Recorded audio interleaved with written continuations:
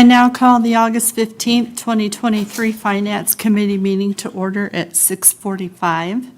Consideration of claims. Chair would entertain a motion for the approval of the claims.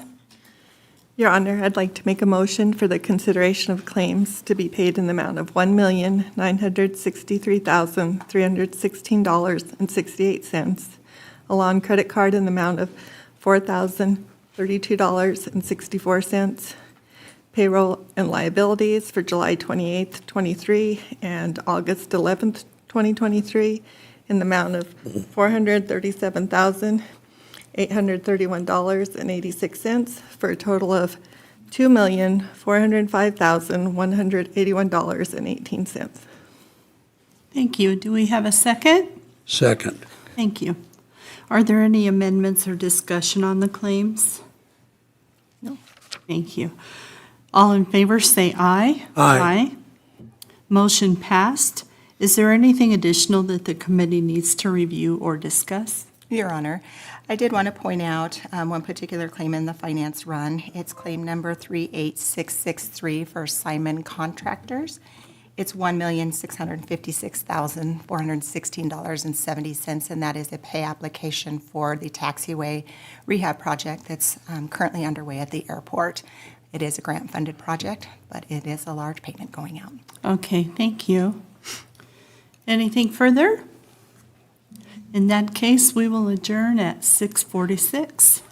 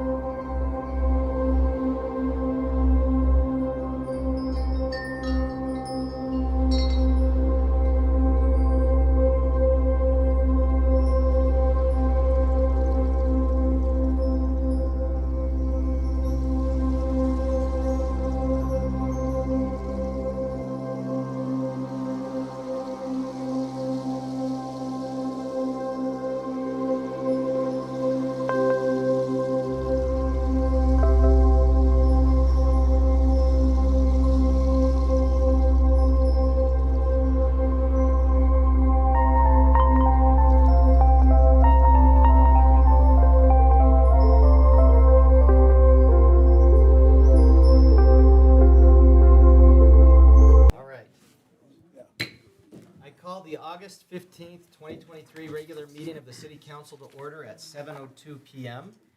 Councilmember Paranto has agreed to lead us in the Pledge of Allegiance, after which Councilmember Bailey has agreed to give us the invocation. Please stand.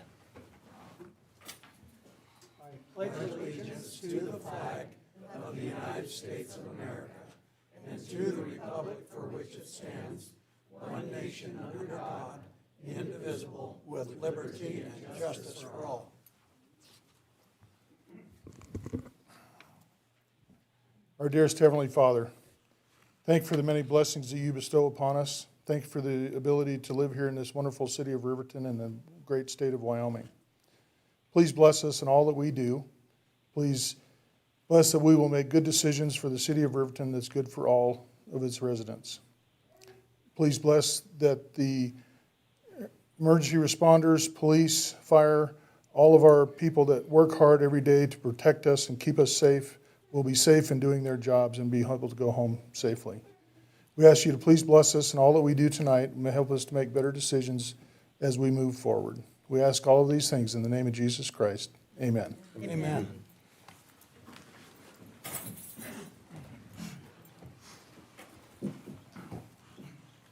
Administrative Services Director, if you could please conduct the roll call. Thank you, Your Honor.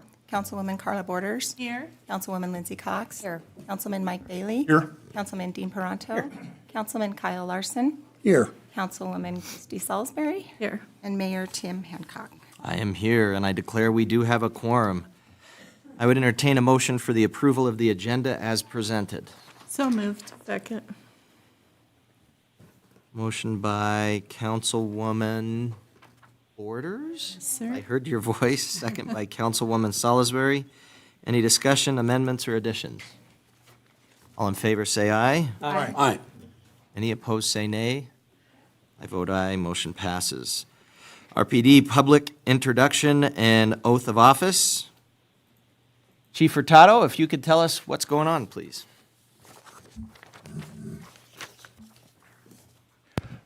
Thank you, Your Honor and Council.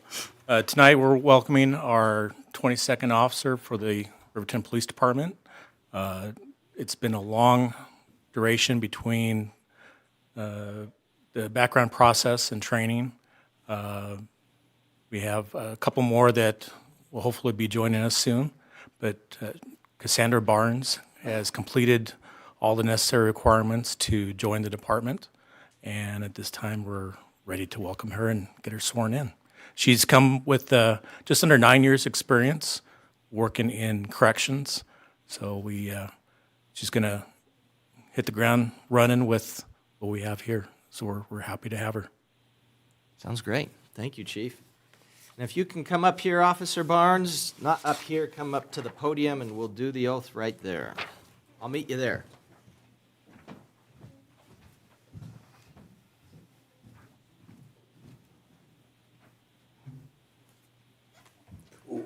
I was told your brother's going to pin you? Nathan Barnes? Okay, great. All right, if you could raise your right hand, you can follow this here. I do solemnly swear or affirm I do solemnly swear or affirm that I will support, obey, and defend that I will support, obey, and defend the Constitution of the United States the Constitution of the United States and the Constitution of the State of Wyoming, and the Constitution of the State of Wyoming, that I have not knowingly violated any law that I have not knowingly violated any law related to my appointment related to my appointment or caused it to be done by others, or caused it to be done by others, that I will discharge the duties of my office that I will discharge the duties of my office with fidelity. with fidelity. Thank you. Well done.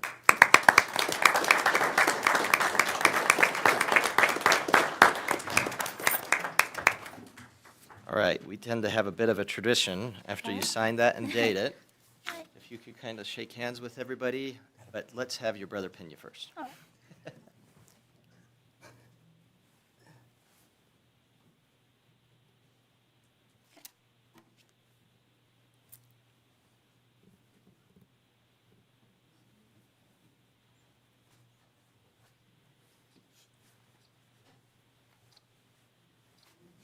Hand back when you're again.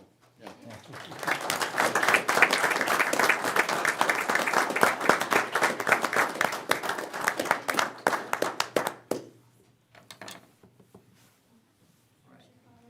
Yeah, you can go either way. We couldn't go left to right, but there's no rules. You got the badge.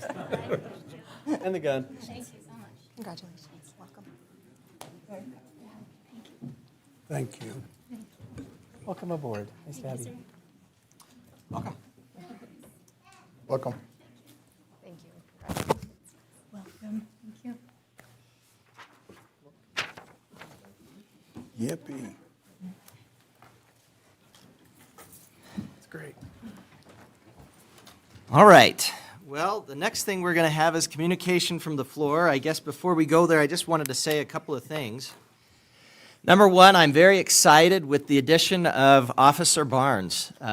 We just had our National Night Out, and I was able to see her there. We've met before, but she is very much a good addition to the police department. We're glad to have her on board.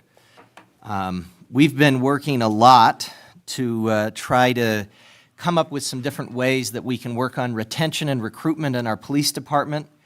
It's a bit of the topic of the hour, I suppose. I guess the biggest thing that I will tell you is, generally speaking, it's going to take some more time. We've had a time frame of 2 to 4 weeks. We intend to keep to that. We're at about 2 weeks right now. We're hard at work at it. Our city administrator and our chief have come up with some different ways of doing things. We intend to continue to talk about it and get it sorted out. We're not going to give all the details on it right now. And the reason is because it's a personnel issue. We're talking about salary, we're talking about personnel. But we will be giving details on it soon. We do have, I think, some good ways of dealing with this, and we've already had some things that we have announced about it. I just hope that you can continue to realize this is being worked on, it's not being forgotten, and that you can trust and be patient, that it is something that we are working on, and I think it will do things that will definitely help our department in terms of recruitment and retention.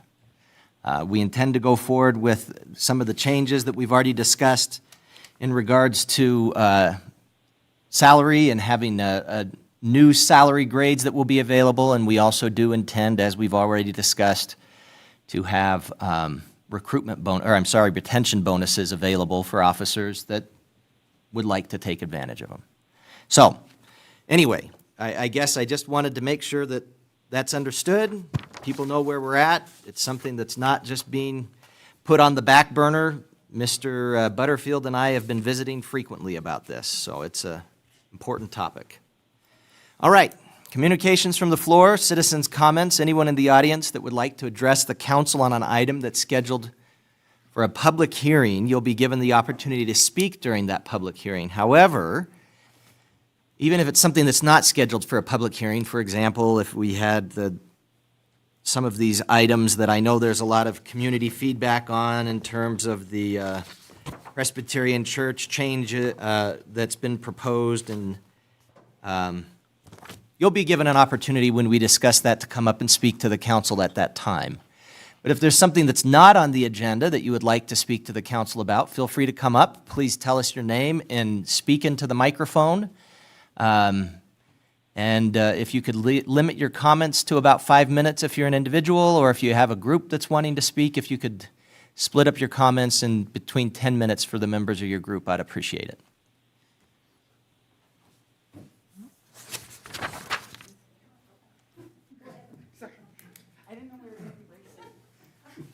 Hello, Council. My name is Bethany Baldus, and I am a resident on Davis Lane. And I wanted to come and start your night off positive. Thank you so much for making Davis Lane a priority and listening to the 1% committee. The crews have been fantastic down there. They've been getting along. And there's been a few days of walking down the hill, but nothing we can't handle, and that's going to be such a fantastic addition to our community. So I just really thank you guys for being fiscally responsible and taking this project on now, because I promise you it wasn't going to get cheaper. So thank you so much. Thank you.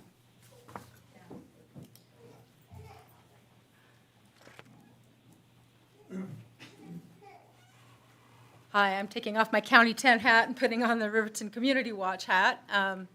I just wanted to give you a little update on what's going on with Riverton Community Watch. Let me put my eyeballs on. So we would, since updating the website, we've created a page for Step Up Riverton so that you can go on that page and click on their Facebook group and the links to contact anybody in that group. Also put on Next Door Networks. I think there's 3 in Riverton right now, and we would like to encourage neighborhoods to either, if you want to do a network on Nextdoor or the National Neighborhood Watch, those links are on there too if the neighborhood, if anybody in your neighborhood wants to join those. We had, about a year ago, we had a very successful community safety meeting at the Riverton station, the ambulance station.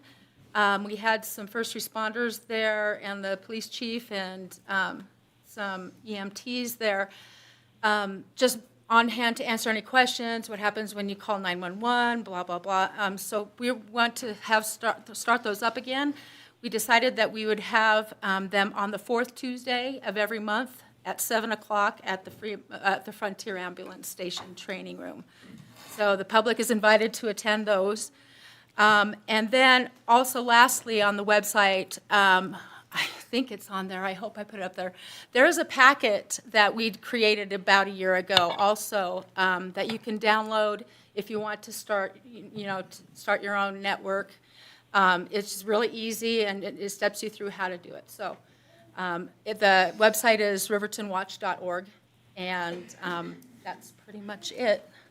Go ahead. I'm Greg. Hi, everybody. So we got 2 new areas that we are organizing, and it's up by Smith's, across the street by Mr. Peck's old house. So that's getting organized, and then down by the Pink Chinese restaurant, those neighborhoods are all getting organized. So we got 2 new neighborhoods that are coming together. That's good news. So that'll be like 5 altogether so far that'll be active in the town. 6, okay. And I'm behind on my painting, everyone. I've been just too busy, but when I get caught up, we'll get out there and get some graffiti covered up. There's quite a bit, but I've just been swamped. But we're still active and on the move. It's just I go slow. That's all. Thanks. Thank you. Thank you.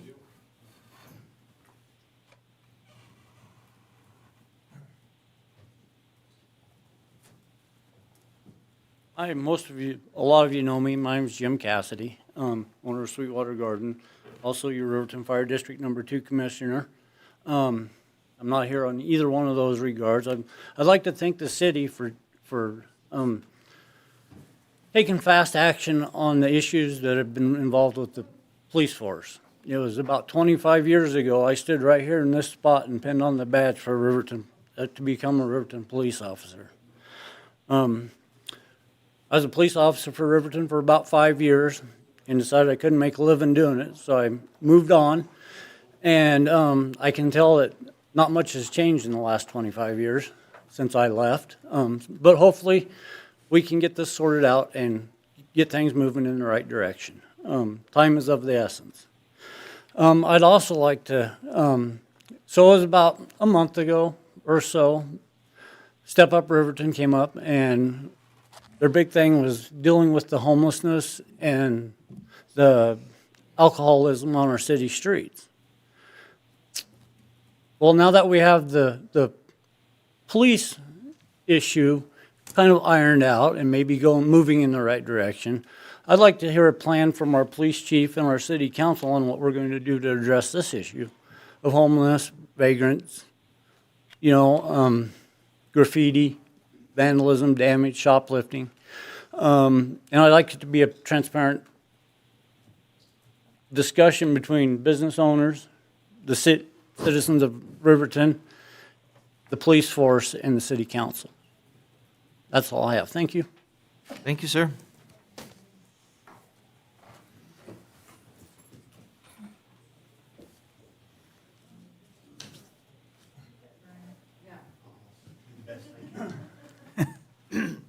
Hello, my name is Brian Gallitz, and I'm here to ask for your help in the issue or matter of resurfacing our city courts for some pickleball courts.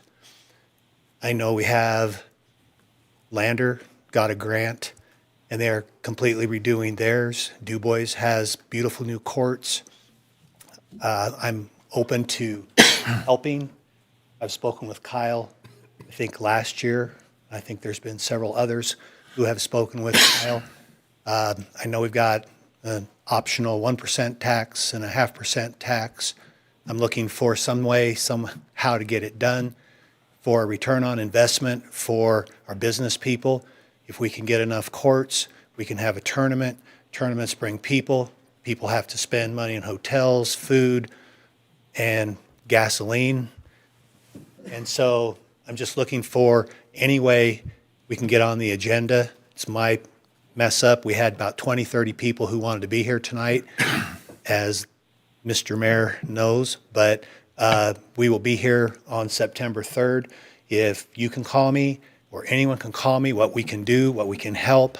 I know the city of Lander got a large grant to redo theirs, so they got some assistance. I don't have a clue who to call or where to do that. I'll be glad to help, but I need your help. So maybe we can do something to do some nice things for our citizens.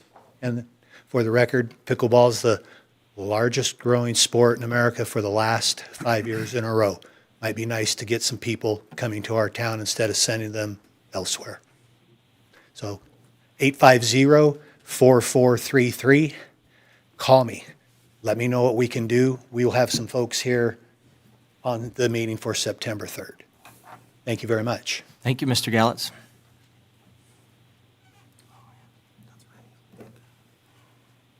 All right. Oh, go ahead. I moved here about 2 years ago. Tell us your name, if you don't My name's mind. Roswell Wilson. I live up on Valley View. Moved here 2 years ago. Former deputy wildlife officer, former state constable. I have my mom in the car, downtown Riverton, and I see people coming up behind us.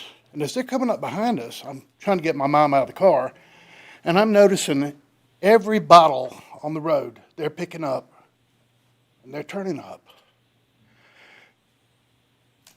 It's just unbelievable to me, the amount of alcoholism I see. On my road in front of my house, I can't walk my dog because there's so much glass out there. So I can't even get the dogs out there. My neighbor's got drunk Native Americans in her yard that just show up in the yard. We've had problems with people racing up and down the road. I think the administrator did get a 30-mile-an-hour sign for us. Halliburton has a junkyard right in front of the airport. And you've got all this junk in front of the nicest, most expensive part of the county, I guess, right there in front of the airport.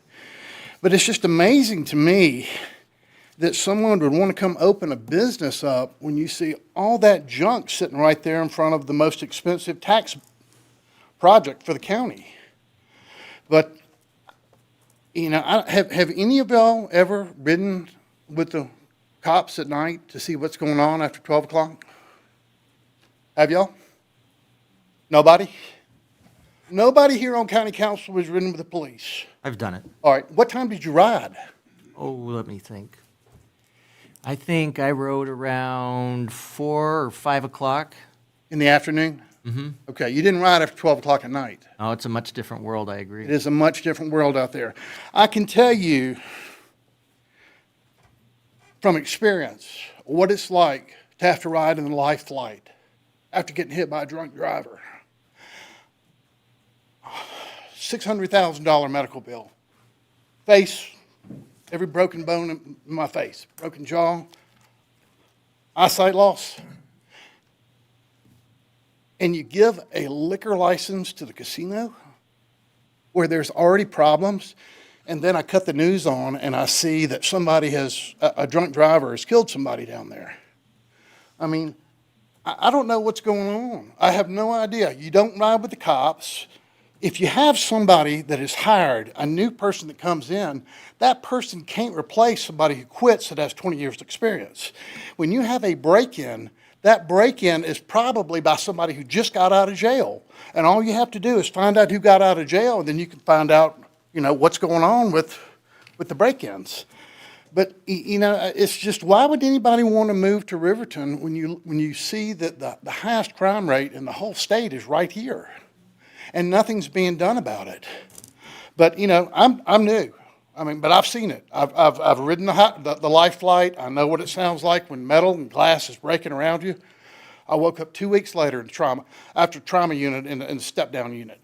But, you've got so much alcoholism. If you want to do something about crime, you need to do something about the number of alcohol licenses that's being handed out. If you want to stop DUI, you go to the gas stations, and you stop selling beer at the gas stations where they're buying their fuel.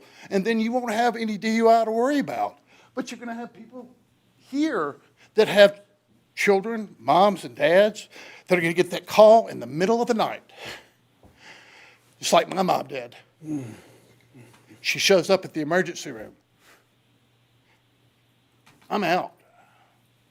Guy came up behind me at 90 miles an hour and hit me. Rolled me, I got hit at 45 by another car. Every time that you approve a liquor license, it's just a death sentence for people out here. I can't even walk my dog.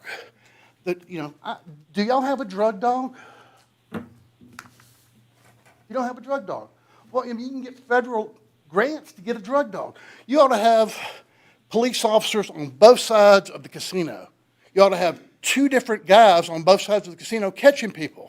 And you ought to run the drug dogs around the cars. You would get so much money. You don't run the casino. I'm not saying It's out you of do. the city I'm not saying that you do. Out of the city limits. I'm not saying that We're not embarrassed. We're not over there. But County is. What they do affects everybody. What happens over there affects everybody because they're out on the streets. And, man, if you could just get you a drug dog, it'll pay for itself. But unless you get out there and stop the alcohol licenses going out and do something about the drugs, you're not going to be able to do anything. There's no place to start. But, what do I know? I'm just a new guy that moved into town that's been in, a DUI wreck that's chased people down the road for 5 miles that don't even know the blue lights and sirens are behind them because they're so drunk. If y'all are in this elected position, this is y'all's responsibility to take care of the rest of us. Your Honor. You could go up there. If you go to Airport Road, you can't even see the lines on the road, I'd like to assure you that we've been having these conversations we're well aware and we're trying to find solutions because They don't even have a drug dog. everywhere you drive, and I haven't driven with the police, but I drive around all hours to check. I've seen what you're talking about because I drive around and see and what we You've never do. gotten out of a car and had somebody getting out of the car in front of you with a gun coming back at you. You've never been shot at before. But I'm just saying we all are aware what the alcoholism problem and the DUIs, and we are Well, y'all, working on it. I'm just telling you. I'm agreeing with you. From a new guy coming into the county, and what I see, It's a problem. it's a huge problem. I cannot believe that y'all don't even have a drug dog. And you're the police chief. You don't have a drug dog? You got drugs all over the place. Where are you from, I can't get out of my house without seeing people selling drugs. sir? Where are you from? I'm from South Carolina. Okay. You've come to the real West. This is the real West. This isn't a country that you left. This is a new country here. Wyoming pays less than 4 cents on a gallon of beer. We have been trying to get a tax on beer for the last 32 years. And what's the tax going to do? Well, it's going to fund buying a drug dog, but I don't see how a drug dog's going to affect, You can get is going to federal affect grants- an you can get alcohol. federal grants to get a drug dog. How many reservations were there in North Carolina? You've got Catawbas, you've got the Cherokee, and they're both fighting over the bingo rights. Okay? All of them are fighting over where they were before so that they can put bingo up. All that you've seen in the last 2 years is coming off the reservation. I know. That is flooding onto Riverton. It's not flooding onto Lander, it's not flooding into Hudson, and it's certainly not going to Shoshone. But to compare us to somewhere else that they do not have a reservation next to it is an unfair comparison. I got white people selling drugs right down the street from me. They aren't natives. I got videos of people selling drugs. I got pictures of people selling drugs. There are people at this house 24 hours a day showing up. And this guy's a drug dealer. I know exactly what's going on. And Sir? this is just unbelievable what I'm seeing, because your property values are going to be going down. And, you know, you've got cars with no tags at the house coming off the property. If you had a drug dog, you could run the dog around the vehicle. You could stop him for no tags. You can get all this stuff out of here. I appreciate that, Mr. Wilson, and I understand what you're saying. I guess what I can tell you is, first off, we in Fremont County have a lot of different ways that we have shared help by other law enforcement agencies. So, for example, the Fremont County Sheriff's Office has a drug dog. They have an officer who lives here in Riverton. And very frequently, whenever we have a need for somebody to be running a drug dog somewhere, they'll call him, he can get there quickly. So I hear what you're saying, I understand your concern. I haven't seen a single officer running radar on Valley View Road in over 2 years. I see the deputy sheriffs coming by because they're taking their cars up to get them serviced. There's no law enforcement up there at all. I've had somebody, and I've been complaining, and the city manager has my emails. And right after I email him, you have a car go off the cliff. Now, that person that went off the cliff, it was a stolen car. He was 15 years old and the girl died.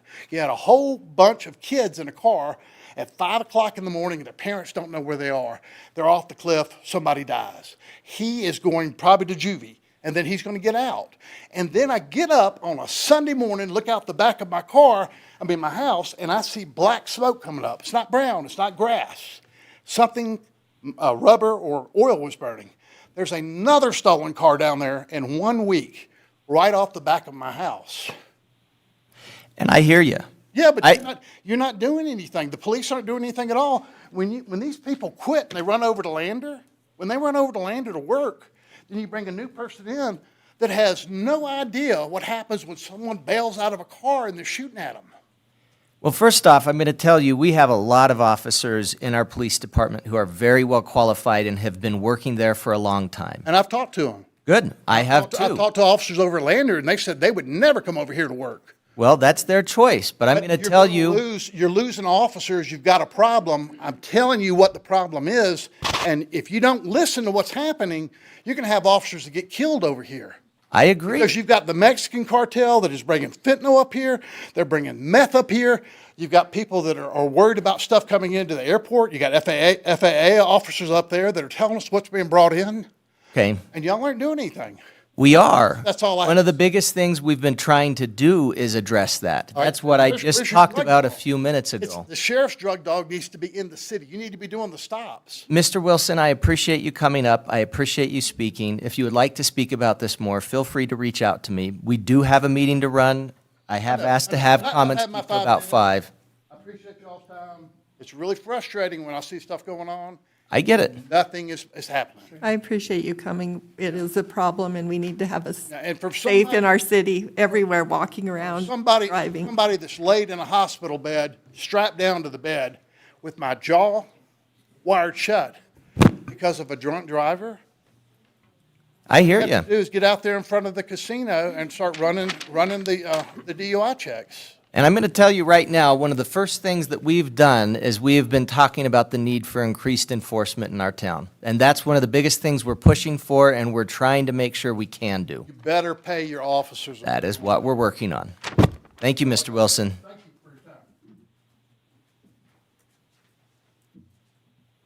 Okay. Another.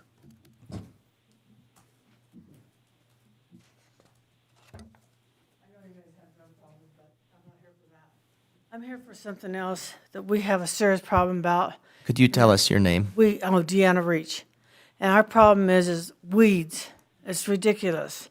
I live on Sunset. I have a house that I pay over $100 a month for water so I can have green grass and have my house look nice for the neighborhood.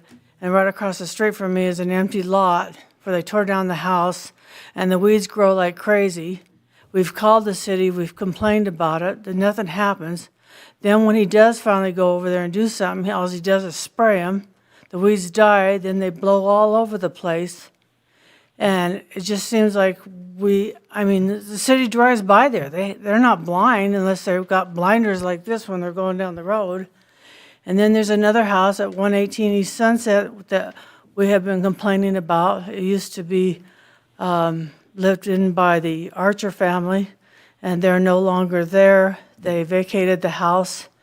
The house is full, the yard is full of weeds and garbage, and we even actually have a backyard which is nothing but could probably fill up 3 city dumpsters of trash that's back there. And now we have a mouse problem in the neighborhood. We can actually see mice running out from underneath the gates and things like that over there. The house is wide open. I don't know if there's people over there at night or anything, but we've been complaining about this, but it doesn't seem like nobody's hearing us. And the last address is 822 Liberty. We've complained about that house up there several times. My neighbor lady lives up there, she's blind. But the weeds on that house are taller than almost up to the front windows. And I can't believe that the city doesn't see it when they're driving. Of course, we got to laughing when we pulled up here. You guys' weeds aren't much better back here behind the police department. So, I mean, if you're not going to take care of your own, I guess you're not going to help us take care of ours. And that's all I just have to say is we need to do something about it. When we call in, that lady that answers the phone down there at the whatever building she's in needs to be polite and act like she cares. Okay? Thank you, Ms. Reach.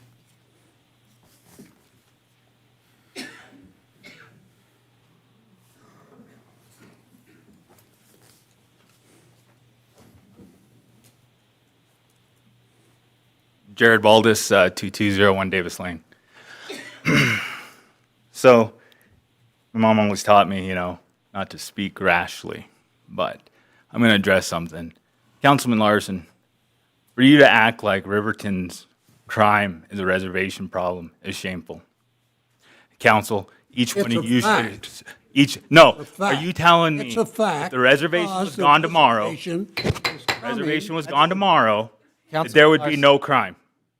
Shame on you. Council, each one of you should have stopped him from saying something like that. You guys have those seats for a reason, and you represent everybody in this town. Your Honor, I've known you for a long time, and it's not my job or my place to correct what Mr. Larson does or says. He needs to be held accountable at the election booth. You need to remember that. It's not my job to scold him, and I will not do that, and I will say that publicly right now. That's all I have to say. Well, somebody needs to hold him accountable, whoever that is. And it's not just at the election booth. Voters. It's not just at the election booth. Yep. It was shameful. Thank you, Mr. Baldus. All right, let's move on. One more. Go ahead. My name is Cindy Snyder. I would like to address the old police department. I called probably a month ago, letting them know that the door has been kicked out. There is now vagrants in there, and it's not been taken care of. You're talking the old city hall over? The police department itself. Okay. City Hall as well, that door got kicked in. They came and boarded it up right away. And there's a shopping cart sitting there. That's it. Thank you. Thank you.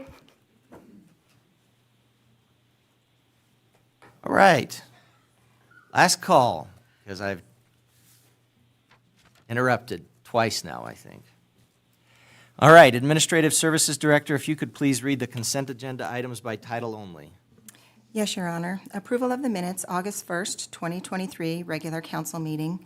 Approval of the minutes, August 1st, 2023, executive session.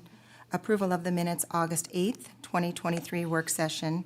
Approval of the minutes, August 15th, 2023, Finance Committee meeting.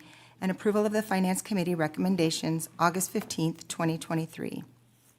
The items requiring further discussion? Your Honor, Yes, ma'am. the Finance Committee met earlier this evening and agreed to consideration of claims to be paid in the amount of $1,963,316.68. Elon credit card in the amount of $4,032.64. Payroll and liabilities for 7/28/23 and 8/11/2023 in the amount of $437,831.86 for a total of $2,405,181.18. Chair would entertain a motion to approve the consent agenda as presented. So moved. Second. Councilwoman Salisbury with the motion, Councilman Peranto with the second. Any discussion, amendments? Your Honor, I'll abstain from any Bailey Enterprises items on the Finance Committee report. In your honor, I'll abstain from any warrants paid to Traveling Computers in Wyonet. Okay. All in favor, say aye. Aye. I vote aye. Any opposed, say nay. Motion passes. Approval of the amended minutes, July 18, 2023, regular council meeting. Administrative Services Director's report, please. Yes, Your Honor. There was a clerical error in the approved minutes of the July 18th, 2023 regular meeting. On the second reading of the Riverview Cove subdivision rezone, it was recorded that the ordinance would change 4 lots that are currently zoned Residential District R1 to Residential District R2A, and 1 lot that is currently zoned Commercial District C1 to Residential District R2A. This information was incorrect. In order to correct the minutes and match the language in the ordinance, staff will need to strike the reference to the 1 lot that is currently zoned Commercial to Residential District R2A. It was already zoned and there wasn't a required change on that. The information was correctly recorded in the minutes of the August 1st, 2023 City Council meeting, and the staff would recommend council approval to approve the amended July 18th regular council meeting minutes. Thank you. I'd entertain a motion to approve the amended July 18th, 2023 regular council meeting minutes. So moved. Second. Councilman Larson with the motion, Councilwoman Borders with the second. Any discussion or amendments? All in favor, say aye. Aye. I vote aye. All opposed, say nay. Motion passes. Fiscal year 2022 audit report, Administrative Services Director's report, please. Thank you. Wyoming Statute 16-4-121 requires that all first-class cities have an annual certified public accountant audit all funds. Entities required to have a CPA audit must at minimum report their annual financial condition and results of operations in conformity with governmental auditing standards every year. For fiscal year 22, the auditors with the firm Klinger Hagerman performed comprehensive testing of our internal controls and measured for compliance with specific provisions pursuant to contracts, grant agreement, lease law regulations, etc. The staff and management are responsible for the financial statements for the City of Riverton. However, it is the auditor's responsibility to express an opinion on the financial statements based on the audit. I would like to introduce Abby Hagerman, our engagement partner with Klinger Hagerman, via phone to present the audit results. Thank you so much, Administrative Services Director Harris. Honorable Mayor and members of City Council, thank you so much for making time for me this evening. I just want to make sure that everyone can hear me since I'm on speakerphone. We can hear you very well. Thank you. Perfect. Well, thank you again. So I know obviously we're talking about June 30, 2022, and we just closed June 30, 2023, but I want to give a big thanks to the city for the opportunity to provide these services as Klinger Hagerman. I have worked with the city for over 10 years under various auditing firms in the past, but this is the first year I get to sign it under Klinger Hagerman. So we're really excited about that. Obviously, we're going to roll straight into our fiscal year 23 audit after this, but not without further ado to discuss the conclusions that we found for June 30, 22. Members of City Council should have received a PDF from Administrative Services Director Harris that's going to go over the slides for this evening. First and foremost, we're required under state statute to conduct a financial statement audit of the City of Riverton every year. We conduct that audit with generally accepted auditing standards inside the United States of America, as well as government auditing standards. The point of an audit, that's a lot of jargon, right, is to provide an opinion, which is to obtain reasonable but not absolute assurance that the financial statements are free of material misstatement. We can't ever provide an absolute assurance, otherwise we would just sit in the city administrator's office and look at all the financial data that comes through. So an audit is based on a risk-based approach to provide that reasonable assurance. The scope of our audit work was explained during our earlier communications and audit planning. The good news is that we were able to issue an unmodified opinion on the financial statements. An unmodified opinion is the best opinion that you can receive, and we issued that on August 3rd, 2023. Our opinion contains an emphasis of matter paragraph referring to the implementation of a new Governmental Accounting Standards Board guide, which was statement number 87 with respect to leases. The emphasis of matter paragraph just calls everyone's attention that we had something new this year that had not been presented in the past, and we were able to obtain all the information that we needed associated with that information. We provide certain limited procedures over budgetary information that is presented as part of something called required supplemental information. We look at that to make sure it all ties out, that it's supported by adequate documentation. However, we do not provide an opinion over required supplemental information. We're happy to report that the City of Riverton's significant accounting practices and policies did not have any significant changes during fiscal year 22. The only major change was that the city was required to implement the way that we report leases over prior periods due to that new implementation. The city does have significant estimates, as all municipalities of your size do. Management has to evaluate those and make assumptions and projections to make sure they're in line with reporting that information in an appropriate manner. We didn't have any significant changes in the way that they made assumptions for estimates during the period. Items that would include estimates inside of the financial statements are related to the net pension liability, which is the city's proportionate share of the Wyoming retirement system and its related deferred inflows and outflows. There are some assumptions associated with accounts receivable and their allowances, and finally with the estimated useful life of any capital assets. Management's cooperation is excellent, just as it always has been in the past. Everyone we work with at the city is very knowledgeable, willing, and helpful to provide us with any information that we may need to help us ensure we can get the work completed in a timely manner. Management is required to make certain representations to us about that they disclosed all information, everything that they provided was truthful and full. And that management representation letter is dated the same day as the audit report, which was August 3rd, 2023. Administrative Services Director Harris discussed that we do look at internal controls over financial reporting. Because you are a government entity, there has to be additional oversight that is governed by governmental auditing standards that have us look at those items. There are certain types of deficiencies that could be reported for a governmental entity when we look at the internal control structure.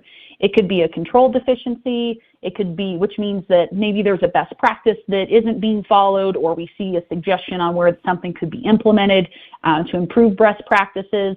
There could be a breakdown in a control system to the point where it could be what we consider a significant deficiency or a material weakness. But I'm happy to report that we did not have any of those items to the report for fiscal year 22. The last thing that I have to discuss tonight is that because the city of Riverton does expend more than $750,000 in federal funding during fiscal year 22, the city is subject to what is called a single audit. That is a compliance audit based on major federal programs that the city is engaged in. During fiscal year 22, the program that we looked at was the Airport Improvement Program. The city expended $1,344,547 in federal awards, of which a little over $1 million of that was specific to the Airport Improvement Program. We tested the compliance and internal controls with respect to the Airport Improvement Program and are happy to report that we noted no issues. One item, as we kind of piggyback off of the airport, is that the airport does impose a tax. It's called the Passenger Facility Charge, which is governed by the Federal Aviation Administration, that allows us to collect a tax for every enplaned passenger that goes through Central Wyoming Airport. With that, we have to do some testing over internal control and compliance for the FAA. And we're happy to announce that we were able to issue an unmodified opinion on that schedule of those passenger facility charges, and that our compliance testing noted no issues. We would be required to communicate to you if there were any significant changes from what we originally planned to do, and if there were material matters that we talked about earlier about deficiencies or material weaknesses. But like I said earlier, we thankfully don't have any of those things to report to you. During the year, we didn't have any disagreements with management. We didn't have any difficulties, honestly, inside of, conducting the audit. It is later than we usually like to be, but because of the change required an auditor this year and our firm coming on board, things just took a little bit longer, but it certainly wasn't a reflection of the way that the city is operating from, our standpoint. Everything was clear and concise, and we were able to obtain all information necessary. I guess at this point, I would entertain any questions that anyone may have. Any questions? All right, well, thank you very much for that report. I would entertain a motion to approve the fiscal year 2022 audit report. So moved. Second. Councilman Bailey with the motion, Councilman Paranto with the second. Discussion or amendments? All in favor say aye. Aye. I vote aye. All opposed say nay. Motion passes. Thank you so much. You all have a wonderful evening. Thank you very much. Bye-bye. All right. Well, the next thing we have is about the Rendezvous City Beef Roundup. Now, I will say I had a very short conversation with Tyler McCann, who runs the Rendezvous Beef Roundup, along with Eric and Tara Carr, the messengers. A lot of people are involved in this.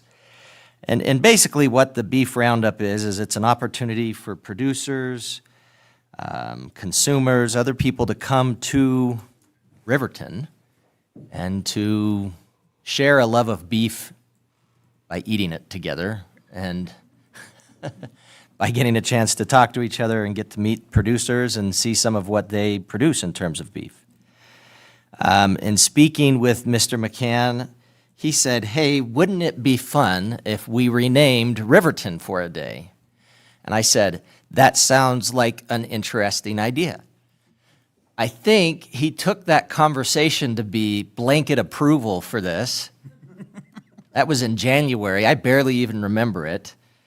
And they started this whole process of a competition to rename Riverton for a day. In the interest of not being a stick in the mud or a Scrooge, we're going along with it.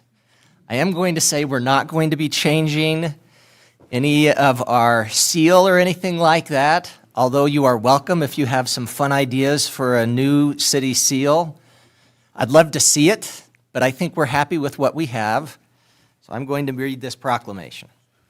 Whereas the Rendezvous City Beef Roundup is designed to bring beef producers and consumers together to celebrate beef, to educate the public on the benefits and sustainability of beef production, and whereas this one-of-a-kind event is hosted to help build awareness and access for consumers to local beef, and to create new markets for producers, they offer educational classes to consumers in the subjects of economic impact and environmental benefits, and teach preparation and pairing and other pertinent topics.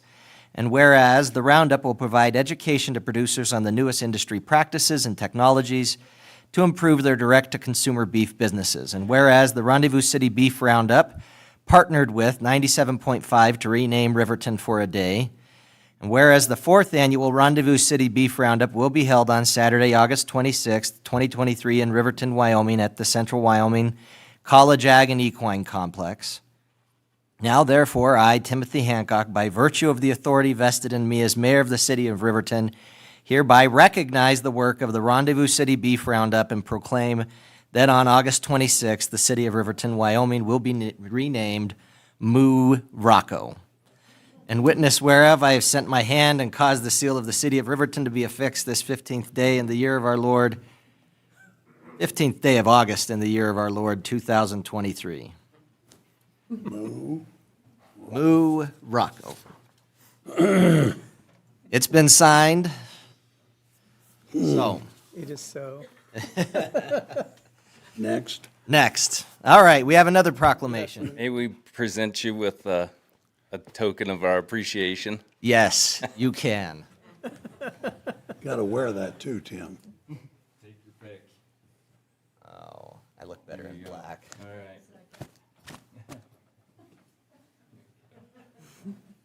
Moo Rocco. Moo Rocco. We have beef from 14 states coming this year. That's exciting. Yes. All right. Thank you. Sure. Here, this is for you. Oh, thank Actually, you need to get Mia to Okay. attest that. Thank you. Was my memory about right, Tyler? That's correct. Yeah, I'm okay, I very thought so. persuasive. That's my wife. I noticed that. Kind of just Ernie, went ahead. Did you want a picture? All right. Oh, sorry, Ernie. No, that's okay. Oh, man, I had this tightened just right. All right. All right, everyone's smiling? Yes. Say moo. Thank you. Thank you, Tyler. Appreciate all you do with this. Thank you. We're hoping to expand some more next year. Great. I'll be bothering you some more. Sounds good. How many producers did you have the first year versus now? What's been the change? We had 10 producers the first year, and they were all from Wyoming. We got national attention on social media for having done this, and we had a lot of producers call us from other states and say that they would like to be part of the competition. When you look at other industries like wine tastings or cheese, they all have an event where there's a culmination to crown the best in their industry, and beef does not have that until now. And so this year we have 28 entries from 14 different states and 10 from here in Riverton, or from here in Wyoming. Great. Yep. Thank you. Oh, excited. Awesome. Great news.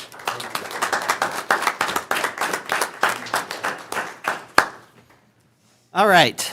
Next one to talk about is 811 Day. Whereas thousands of times each year, the underground infrastructure in Wyoming is damaged by those who fail to contact 811, to have underground lines located prior to digging, resulting in service interruption, environmental damage, and threats to public safety. And whereas in 2005, the Federal Communications Commission designated 811 to provide contractors and homeowners with a simple number to contact utility operators to request the location of underground lines at the intended dig site. And whereas Wyoming 811 provides one point of contact available by phone and online to to help reduce damages to underground facilities, thereby reducing the loss of service to the public and the loss of time and money to contractors, utilities, and taxpayers.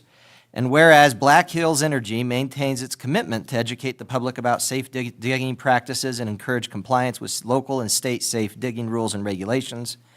And whereas damage prevention is a shared responsibility. By using safe digging practices, Riverton contractors and homeowners can save time, money, and help keep Wyoming infrastructure safe and connected. Now therefore, I, Tim Hancock, Mayor of the City of Riverton, Wyoming, do hereby proclaim August 11th, 2023, so this is couple of days ago, as 811 Day in Riverton, Wyoming, and encourage everyone to call 811 before they dig. It's safe, it's free, and it's the law. In witness whereof I have hereunto set my hand and caused the seal of the Executive Department to be affixed this 15th day of August in the year of our Lord 2023.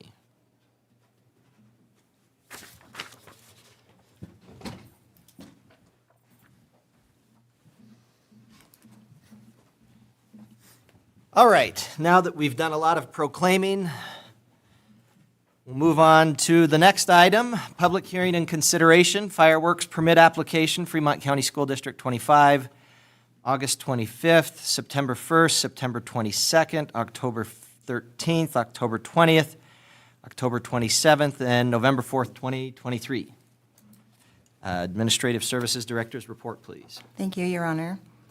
Included in your packet this evening is the annual application for a fireworks permit submitted by the Riverton High School Activities Director, which is seeking approval to detonate a cannon at the Riverton High School home football games. The conditions of the permit application are complete. Based on the information provided through the application process, staff recommends approval of the fireworks permit application as presented. Thank you. Chair would entertain a motion to open the public hearing. So moved. Second. Councilman Larson with the motion, second by Councilwoman Borders. All in favor, say aye. Aye. Vote aye. All opposed, say nay. Motion passes. I declare the public hearing open. The hearing will be conducted in accordance with state statutes, other applicable laws. I'd ask those individuals wishing to address the council regarding this fireworks permit application to approach the podium. Identify yourself for the record. Anyone who wants to speak about fireworks? Your Honor, seeing no one, I move we close the public hearing. Second. Motion by Councilman Paranto, second by Councilman Bailey. All in favor, say aye. Aye. Any opposed, say nay. I vote aye. Motion passes. I'd entertain a motion to approve the fireworks permit for Fremont County School District on August 25th, September 1st, September 22nd, October 13th, October 20th, October 27th, and November 4th, 2023. Did I get the dates right? You did, so moved. Second. Motion by Councilwoman Cox, second by Councilwoman Salisbury. Any discussion or amendments? Your Honor, Yes, ma'am. I just would like to say I hope we hear the cannon a lot. Those boys have been practicing all summer, and I hope that the community comes out to support them so you know to expect the cannon. I used to have that many home games. Yeah. When they're out practicing today when it was 96 degrees out.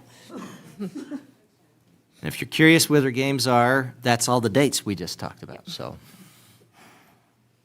And, good.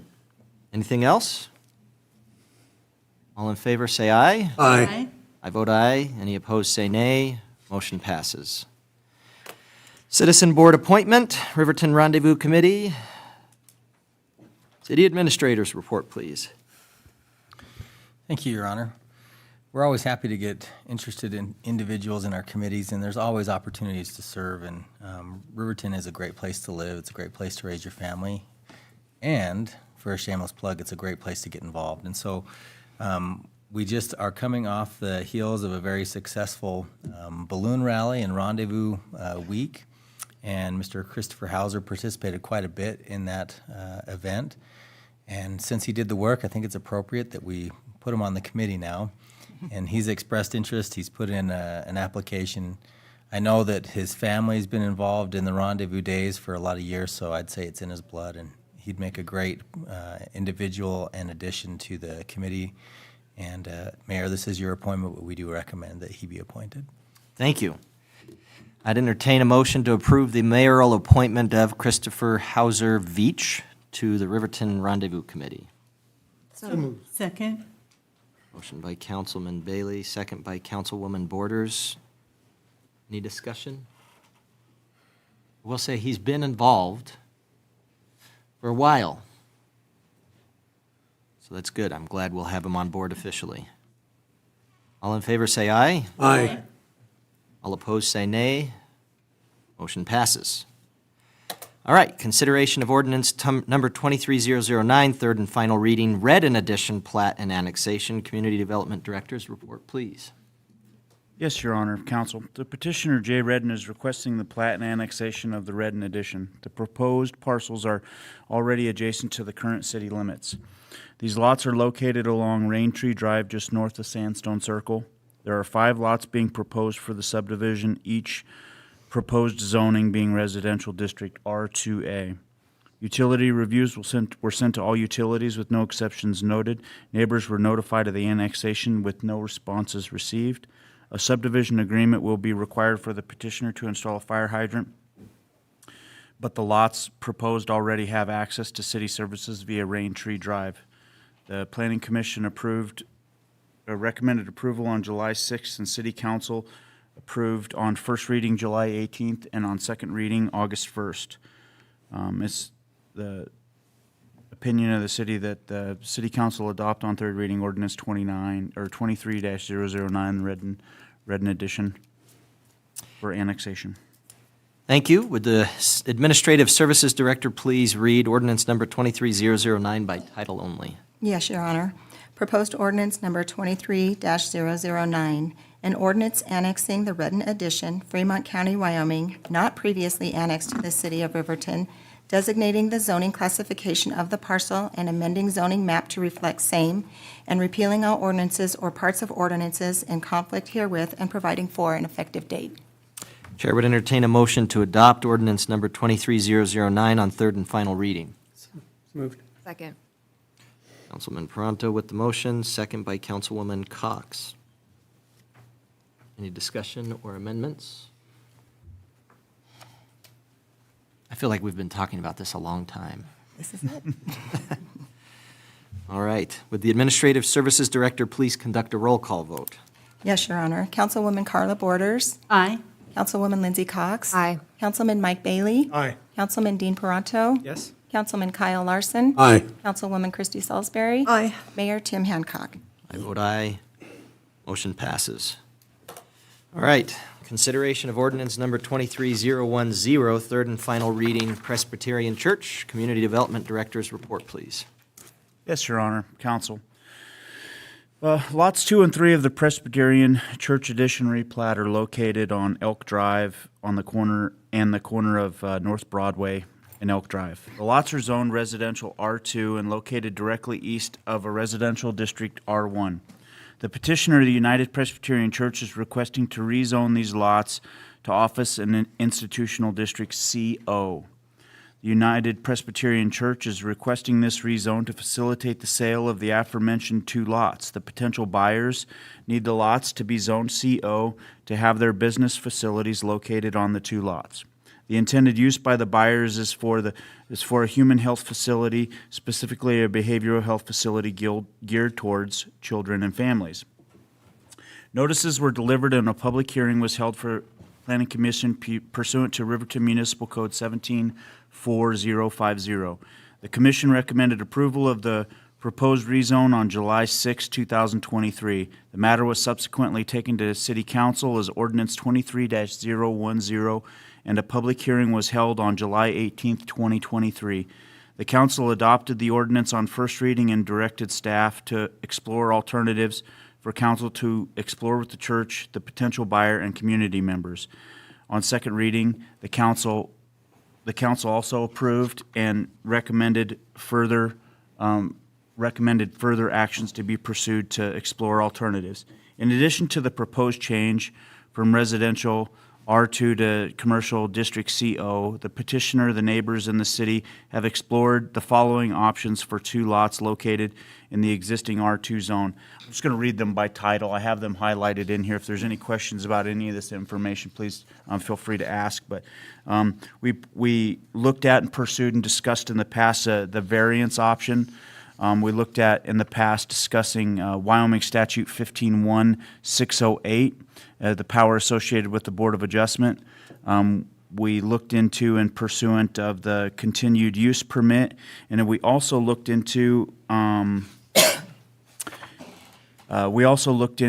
Riverton Municipal Code 174040, which establishes the Board of Adjustments and the Board of Adjustments' ability to rule in this action. In further conversations from council and following second reading, the petitioner and future owner, as well as neighborhood residents, have looked into the possibility for deed restrictions to be placed on the property by deed. This would require the property to be rezoned, and then the restrictions, if found, could be held up to maintain what is wished. This is, however, a very complicating matter which would require a civil agreement to be the governing body over what takes place here after the rezone. It has been deemed by parties to not be a viable solution, in the matter in conversation so far. At this point, it is the opinion of myself and my department that the rezone itself, as requested by the petitioner, is the only method in which the petitioner can achieve their goal. We have received a letter from a citizen group living directly in the vicinity with signatures approving of or changing their viewpoint some. That letter has been forwarded on to the group. I hope everybody's had the ability to read that. I believe it is down to a decision by council to approve or disapprove at this time. And I'll stand for any questions. Thank you. Would the Administrative Services Director please read ordinance number 23010 by title only? Yes, Your Honor. Proposed ordinance number 23-010, an ordinance amending the zoning district map of the city of Riverton, Wyoming, designating the rezone of Presbyterian Church addition, replats lots 2 and 3, city of Riverton, Fremont County, Wyoming, from residential district R2 to office and institutional district CO. Chair would entertain a motion to adopt ordinance 23010 on third and final reading.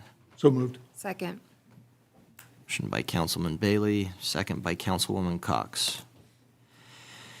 Any discussion? And if there's anyone in the audience that wishes to speak, please feel free to come on up. I can't see you very well, but I spent the day crying. Could you tell us your name? Well, I would say Grandma Moses, but it's Barbara Dickinson. And since I know a lot of you guys, before I say anything about the Presbyterian Church, I want to say to you that you're warriors. Anybody today who's in politics has got to be real brave. And I'm just sitting here thinking about all the regulations that they keep passing, and this, that, and the other thing, and the load just gets heavier and heavier. The Bible tells us, Paul, the Apostle Paul, is writing a letter to Timothy, his second letter. He's a pastor in Ephesus. He said, know this, that in the last days, perilous times are going to come. Men shall be lovers of self more than lovers of God, heady, high-minded, disobedient to parents, without natural affection. And we see it everywhere. As far as the Indians are concerned, that's why I'm here. I love them, I care about them, and if you want to know what America's going to be like, just take a look at the reservation. They've been controlled, they've been told what to do, they've been told where to go and how to live. That's what lays for us. And that's why I'm here speaking against this proposed ordinance. I sat today at Carl Manning's house and looked across the park and saw the church and how quiet it was. The cars were passing up and down on North Broadway. That's going to stop. I plead with you, but just put this thing aside for a while, and I want you to consider Agenda 21, because that's what's taking place. Agenda 21 was passed in Rio de Janeiro in 1992, signed by 177 nations. George Bush Sr. signed it, and then Clinton signed it, and then Obama signed it. Essentially in a long, short statement. Agenda 21, it was created to control mankind. They wish with all their hearts and souls to make us captives. Their plan is to move out all human beings and consolidate them in high-rise apartments in the United States of America, in Canada, and around the world. I can tell you it's already in process. I'm a New Yorker. I've lived here 46 years, but I'm still a New Yorker. My family passed through the rivers to settle Western New York. My ancestry is colonial. I counted up 45 grandfathers potential in the Revolution. I had family that died in the Civil War. I love Riverton, but I'm still a New Yorker. Earlier this year, I called one of my high school classmates. Believe it or not, I graduated 72 years ago from high school. And I was telling her that I was fine and everything was going okay. And I asked her, how were things in my hometown, Hornell, New York? Oh, she says, it's wonderful. You ought to see all these high-rise apartments they're building. And I thought I was going to die on the spot. You know what New York is like. That's where we're headed. I'm pleading with you to just set this thing aside until you understand what's going to happen. Private property is one of the targets of Agenda 21. They want to take away our right to own property because it leads to wealth. So today, that's all I can say to you, that I feel sorry for you. You have to make decisions that hurt people. So I'm going to say to the audience and to each of you, the Bible commands us to pray for those that are in authority.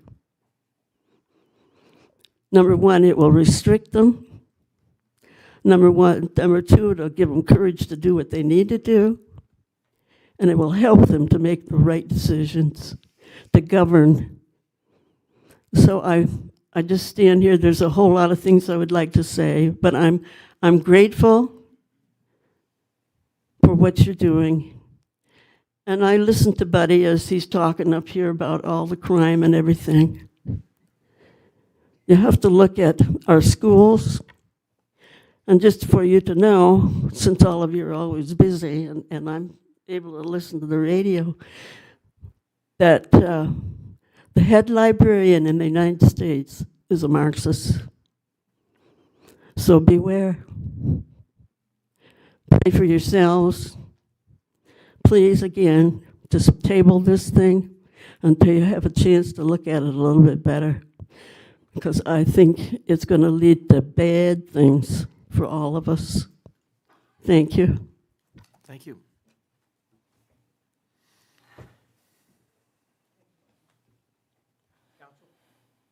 Chris Amend, I just have a very brief request, if it's appropriate. Is that letter available that you mentioned, sir, from the group? The letter from the committee or the group that was investigating the neighborhood Yes, Your Honor, Counsel, yes, that letter is certainly available. It's of public record. I don't, Okay, well, I don't want to mess up the meeting or the sequence, but could that be read, or is it too long of a item to be read publicly now in this meeting? Could we do that? I don't mind. Would you be willing to read that, Mr. Miller? Do you have that? yep. It would help inform me. If you So give me you're one, doing me a I'll favor. pull it up on my email and I'll have it ready to read here. Much appreciated. Thank you.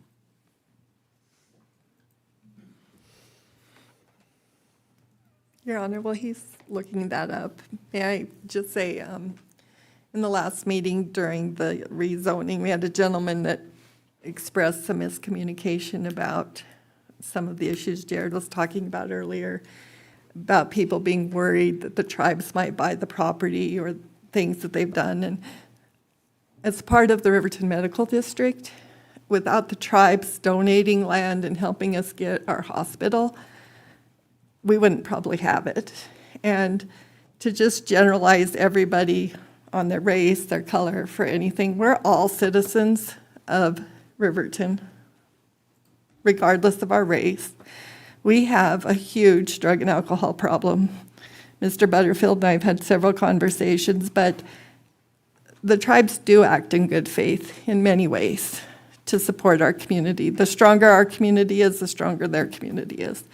The casino with the chamber, they've bent over backwards to support. The issues that we're dealing with are not easy solutions. And the council, all of us care. When I say we're driving around, everybody can see what's going on. It's not that easy for a policeman to just say, well, they look like it, we're going to do this. There's not a lot of solutions. We are looking at them, but we need to be careful how we are talking about our friends, our neighbors, our family members, and work together to get these solutions. Thank you, Councilwoman Salisbury. Mr. Miller? Yes, Your Honor, Counsel. Citizens of the, absolutely, no problem. Just caught me off guard. I didn't have it loaded on my phone, but we're ready to go. This is dated August 7th, 2023. City of Riverton, Mayor Hancock, council members, and Planning Commission. We live on Elk Drive, one of the 5 houses that are directly across the parking lot from the Presbyterian Church. There is no park or other houses between us and the church. I have lived here for just over 20 years. Some of the others have been here longer. We have seen change come and go with the church along with the extension of Broadway. There have been times when the parking lot was consistently packed, other times when only a few cars were there. There were times when evening or weekend activities were a regular occurrence. Now, not at all. We have come to know the people of the church and their love of God and their community. We don't want to see them leave our neighborhood, but we do understand the reason. The church has tried to sell to other churches in the past. They were offered only a quarter of the value of their building. They turned down that offer. I certainly wouldn't entertain an offer on my property for less than its value. They also had someone approach them about using this building as a homeless shelter. We don't want it to stand vacant. The point that Curtis intended to make to the Planning Commission is that we are torn. We want them to be able to sell their property, but we don't want to lose them as neighbors and have a commercial entity move in. At that meeting, we didn't have all of the information about the buyer that we finally received at the first City Council meeting. We would like to clarify our stand regarding the rezoning of the Presbyterian Church on Elk and Broadway. We love having the church across the street, but they need to sell. Just like any other neighbor along any other street might end up doing at some point. We now understand that the buyer, Path Wellness, has investors and grant money who are willing to make an 8-to-5 business viable. They will put money into the property, which may even eventually improve our property values. Certainly more than an empty church building. In general, what we have heard is that the concern is not Path Wellness. The concern is what happens if they need to sell in the future. This is a what if. It is a negative what if. How about some positive what ifs? What if they are very successful in their business? What if they improve the appearance and function of the building? What if the function of the building? What if they stay long term? What if they expand? What if their service is badly needed? What if the location itself contributes to the success of the business? What if I want the convenience of walking across the street for mental health services myself? What if they bring professionals to our town, increase tax revenues? What if local mental health services prevent or assist the police in having to deal with those issues? As a homeowner across the street, we do not want a vacant building left subject to vandalism and decay. If all options fail, we would rather see it zoned CO and the building used than to see it set vacant. Signed, Curtis and Marilyn Heinrich, and 9 or 10 other members of the general development there.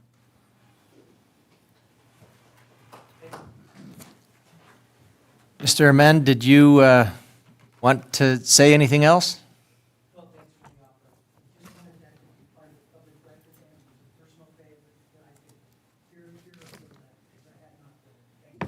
Thank you. Anybody else that wants to speak about the Presbyterian Church proposed rezone?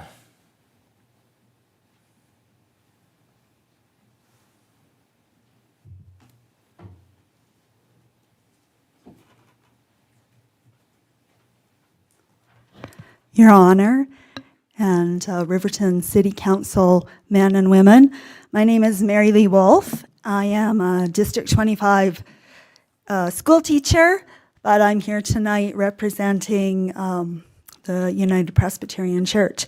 You have in your packets, I believe tonight, a letter that we wrote, and I'd just like to read that because you read another letter, so I thought I'd like to read this letter. It's dated July the 6th, Riverton City Council. This letter is being sent on behalf of the Riverton United Presbyterian Church congregation in regards to our rezoning request. We have not been vocal up to this point, but feel that now, as the property owners, it's time to offer our thoughts on the matter. As you may be aware, our congregation has declined to a mere 15 elderly members. We are now struggling both financially and physically to keep the church building in good repair, something which will be impossible to sustain. We feel it would be in the best interests of our church congregation and the neighborhood property owners to allow the property to be rezoned as CO.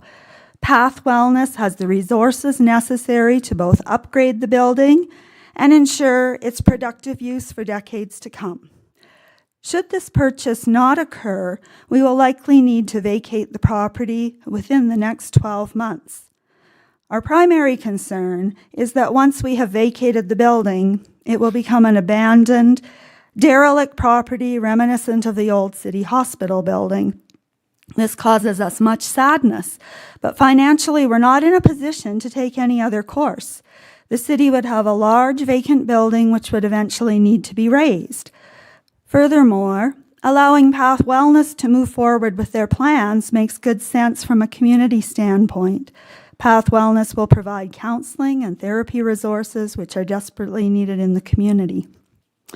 Upon completion of the sale, the Riverton United Presbyterian congregation will be able to utilize funds from the sale of the building to continue to function as a beneficial presence in our community. Thank you for your thoughtful and considerate attention to this matter. We remain prayerfully yours, the Riverton United Presbyterian congregation. Thank you. Thank you.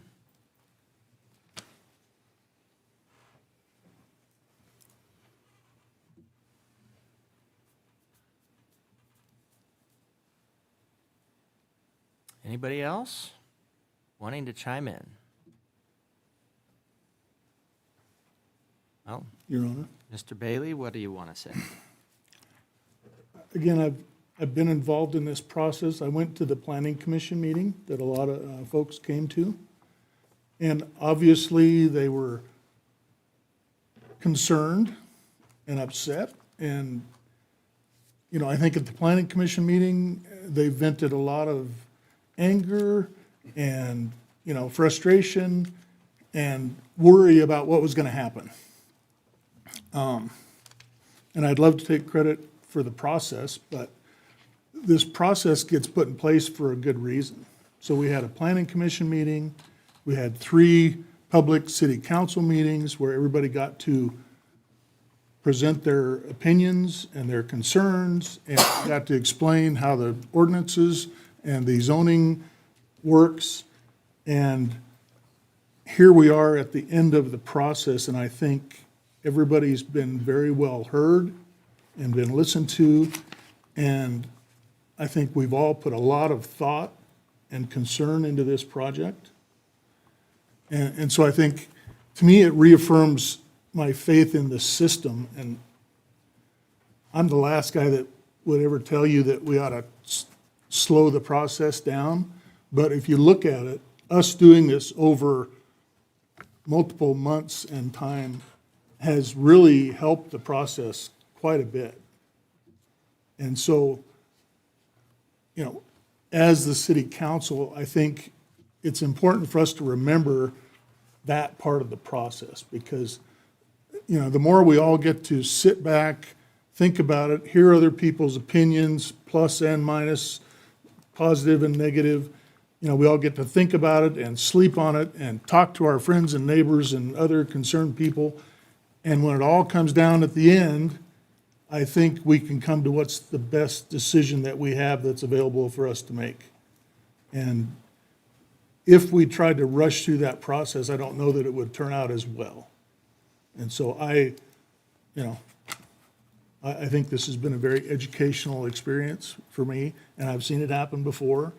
And I would even reflect on our process of dealing with our police wage scale that we're dealing with and that kind of stuff. And we don't want to rush into doing things, because that's when we all make mistakes and we do something rash or jump to conclusions or do something that maybe we would be sorry about later. So I think it's been good to go through this process, and I think finally we're at a point where I think we can, you know, vote on the 3rd reading and hopefully move this project forward.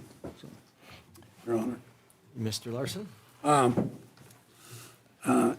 I just want to add what Councilman Bailey said. We have flushed this out. There is no mystery of what the property is proposed to be used for. We're fully aware that it meets the criteria. We need mental health in the city of Riverton. That's been told. I realize that some people are against that, but the people that are the closest across the street, there is a boundary there of Broadway and Teeter Park that's kind of a boundary.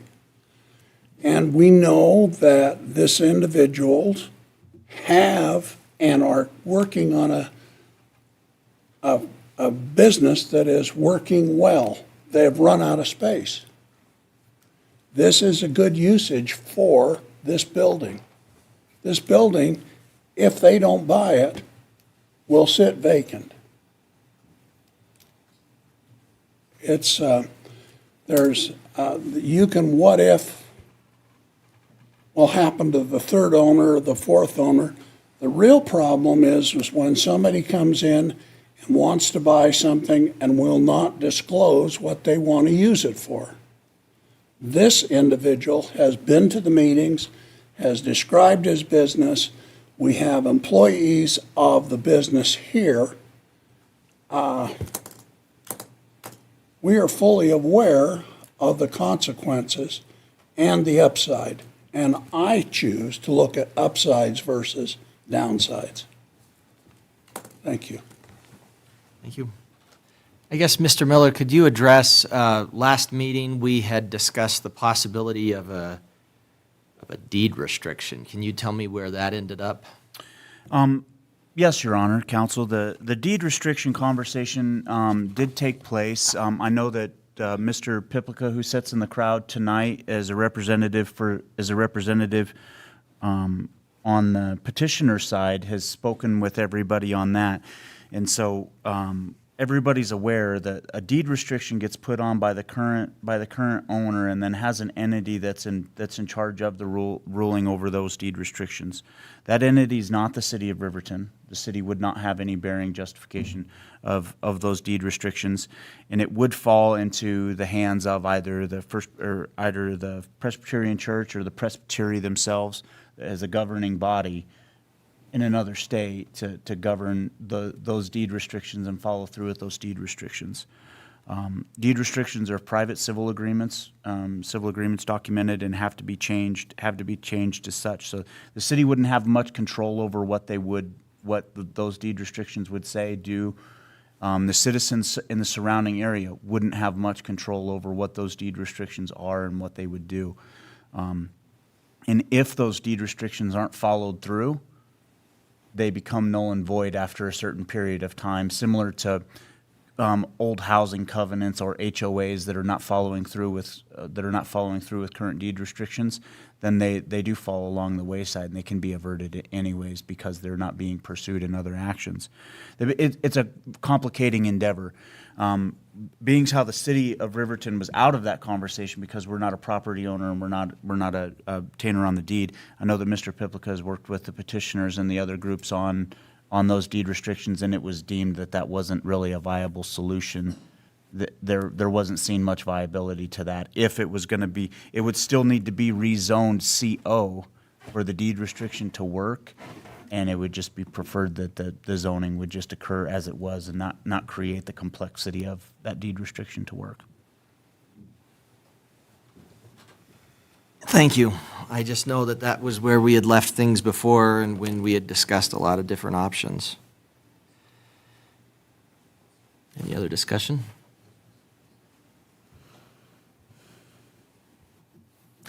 Have it? Can I just say something? Yes. We wrote the letter. No thoughts have changed. The one thing that I've noticed is the process. And throughout this process, we have discussed a lot of other things. I think we've recognized that some of the wording in the way things are is not really quite what we really think that it should be. For example, CO is so inclusive of so many things. What I would encourage is that I know it can't happen like that or whatever, but we look at the writing of some of these zonings and see if we need to take and do some tweaking here and there to where this type of a situation and the fear that is created by what if could be eliminated a little bit by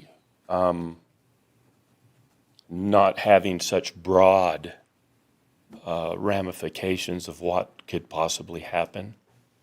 And so that would be my suggestion to the council and things, is to look at maybe over the long run rewriting the way some of these are written to be more or less inclusive for what they are. It might mean moving one out of a CO into the R2 or whatever it might be.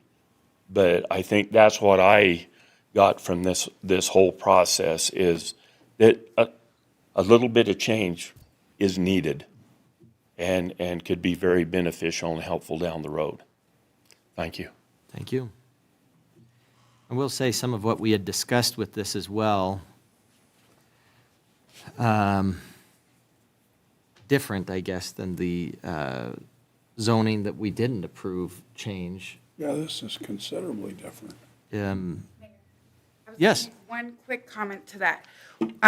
Bethany and Baldus, I am on Planning Commission. We are desperately looking for members to join. So please, anybody who's enjoyed this process, we really need new members so we can hit quorum, so we can do the good work. So if anybody's interested, we just get a hold of the mayor, write your letter.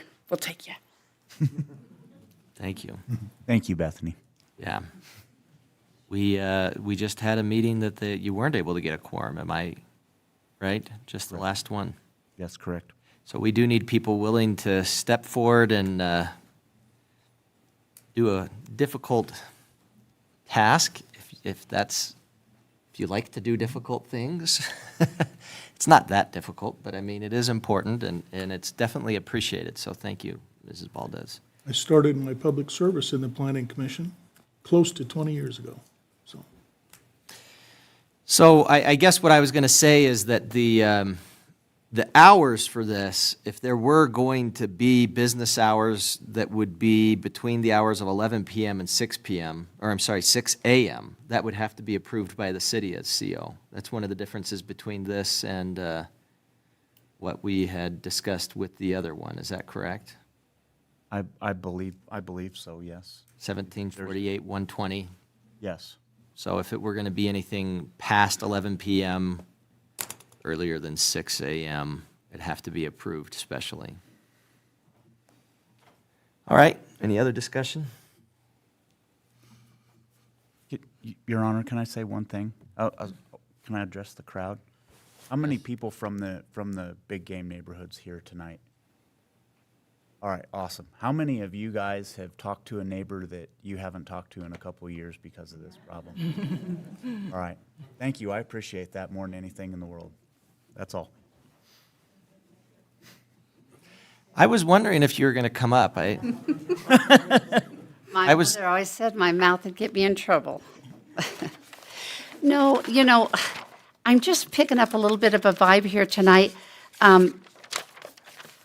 When we very first started to talk about this, I think some of the first words out of my mouth was that I wanted it to be a win-win-win. And you probably remember that I wanted it to be a win for the neighborhood and certainly for the church. Their dilemma, I feel so. I saw something similar happen at the Episcopal Church, over an issue, very divisive, and our membership just declined. And it was heartbreaking, it really was. And then Path Wellness.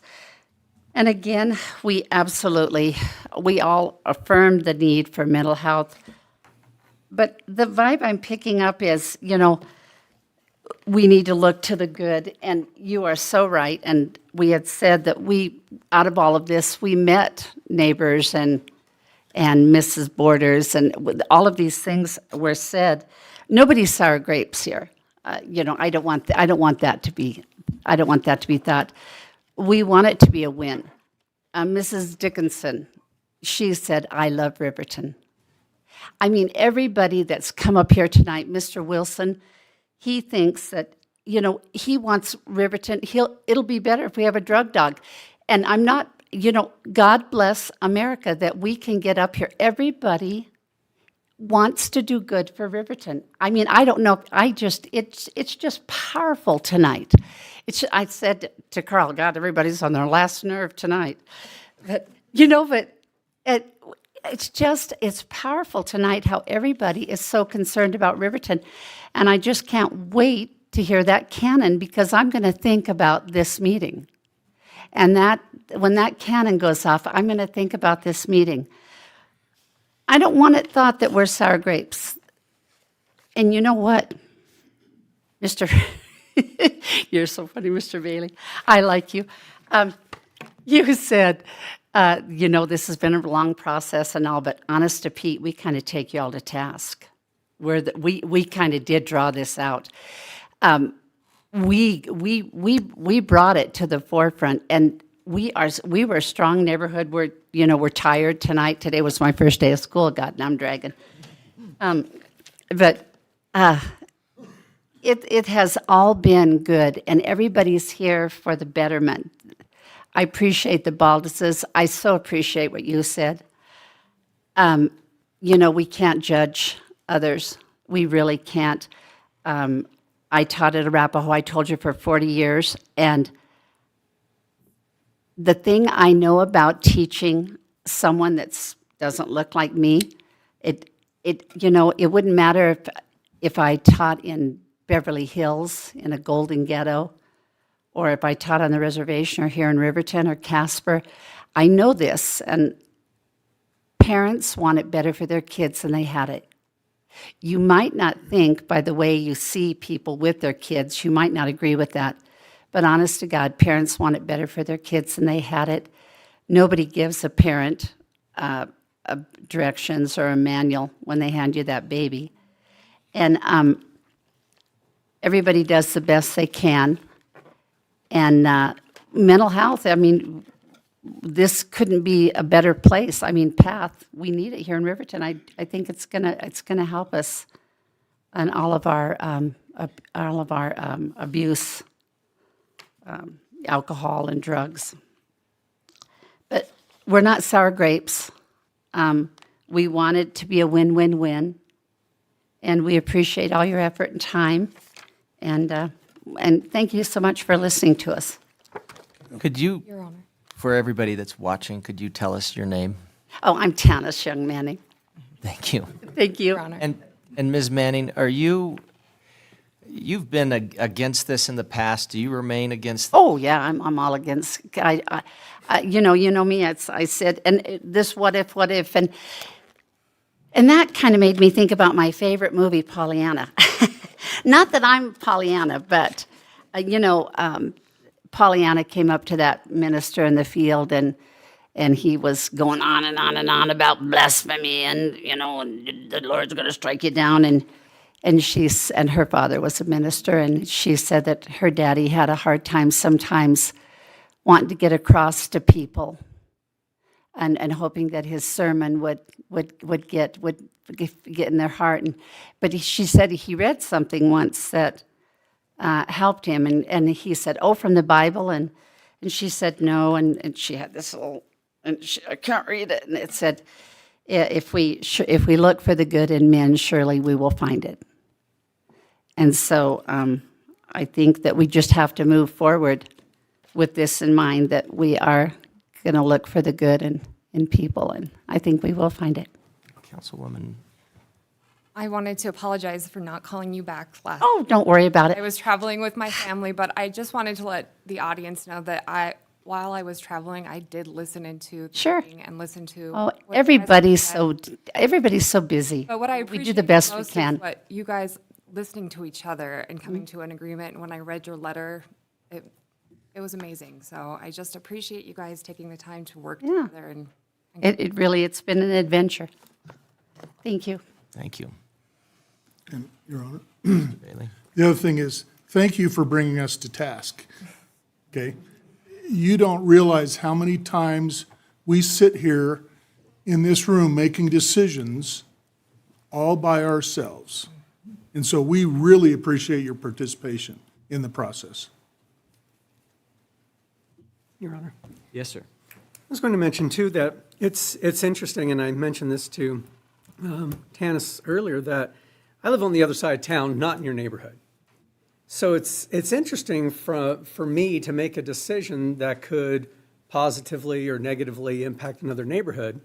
So really our only recourse in that scenario is to talk to you guys and have you come to these meetings and give us your opinions, because otherwise we're just making a decision that can affect a group of people in a neighborhood that we don't have to live in. There are things about my neighborhood that I wish I was involved in and would have maybe railed against, right, Kyle? Yeah. That I kind of wish would be different, or that I would have had some input in.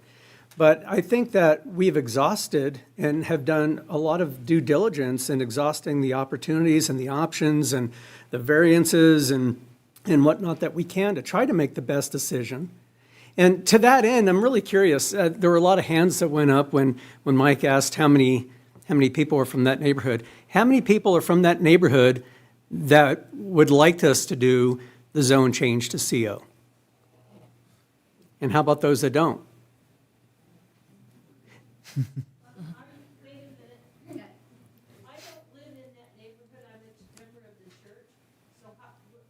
You can't vote.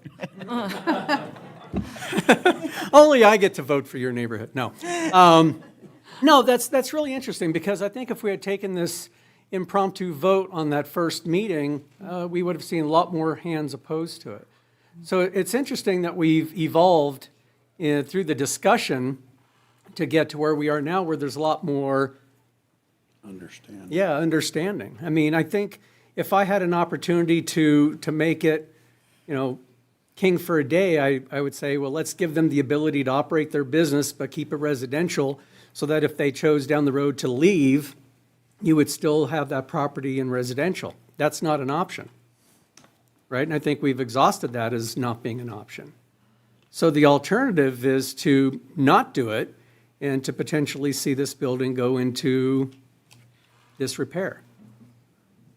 So anyway, thank you very much. I just wanted to thank everybody for their input and taking my calls and reaching out to me and letting me talk to you. Is Grandma allowed a second call? Sure, All go right. right ahead. Yeah, heck yes. Well, as I. Microphone down where Pull you your can. microphone down. As I understand it, the first meeting, I guess I really was confused as what's going on. The Presbyterians want to sell their church, but they don't have enough people. I hope you'll come to mine. So they want to sell it. And I think they should sell it. And they have a buyer. So the problem is locating it as non-residential. So what's the problem? Are you all expected to just say it has to be non-residential? Why can't you make it residential? Then everybody's going to be happy, except the guys who are lurking in the outside. And don't kid yourself, Agenda 21's very real. Wyoming is always at the end of the tail. They're coming after us. My prayer constantly is, Lord, protect Wyoming. And I see no purpose in putting in non-residential. I don't know where the pressure's coming from. I don't know what kind of regulations there are, but I see no purpose in it. Let the health people come in, do their job, and then everybody's going to be, I won't say happy, but at least they'll be contented. And property will be preserved, and that's what they're after, is the property. Thank you. I wish you well. Thank you.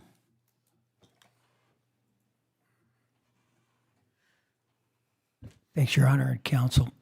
I was prepared to just mention pretty much the same concerns that Barbara had.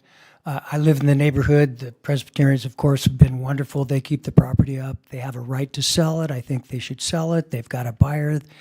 Let the people come in. The concern is the zoning, and again, I don't know anything about that process. It's not what I do.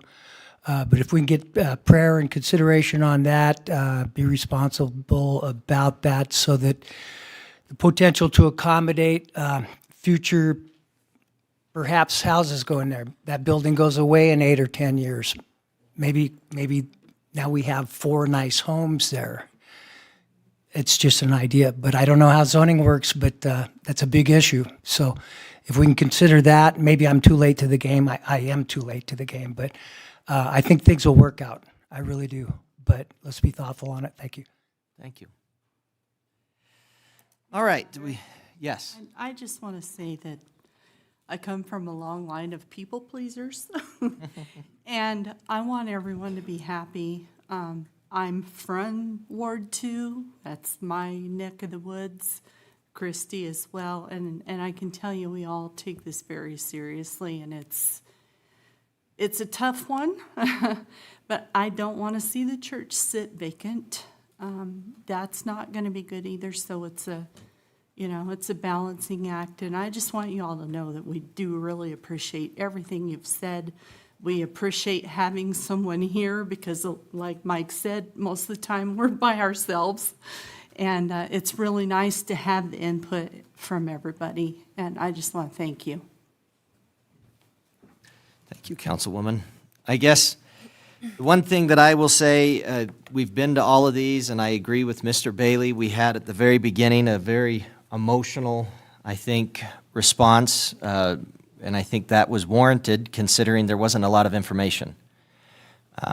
So I don't blame the initial response. I think that was definitely, we don't want to have a lot of change to our neighborhoods. I get it. I guess, and I hear the argument in terms of saying that we don't want a building not to be used. I hear that. I think that makes sense. I guess the concern that I have is on balance. I think we've got enough people in the neighborhood that are not wanting it, that I'm against it. Not personally against it. I agree with the idea of path. I think it's great. I think the idea of them doing that is great.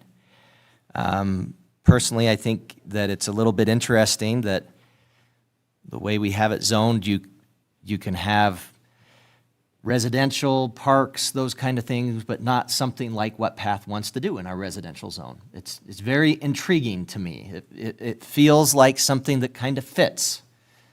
And so, to me, I think Path doing it makes sense. They're trying to improve things. I certainly do want to have our community improve. We certainly have a need for mental health.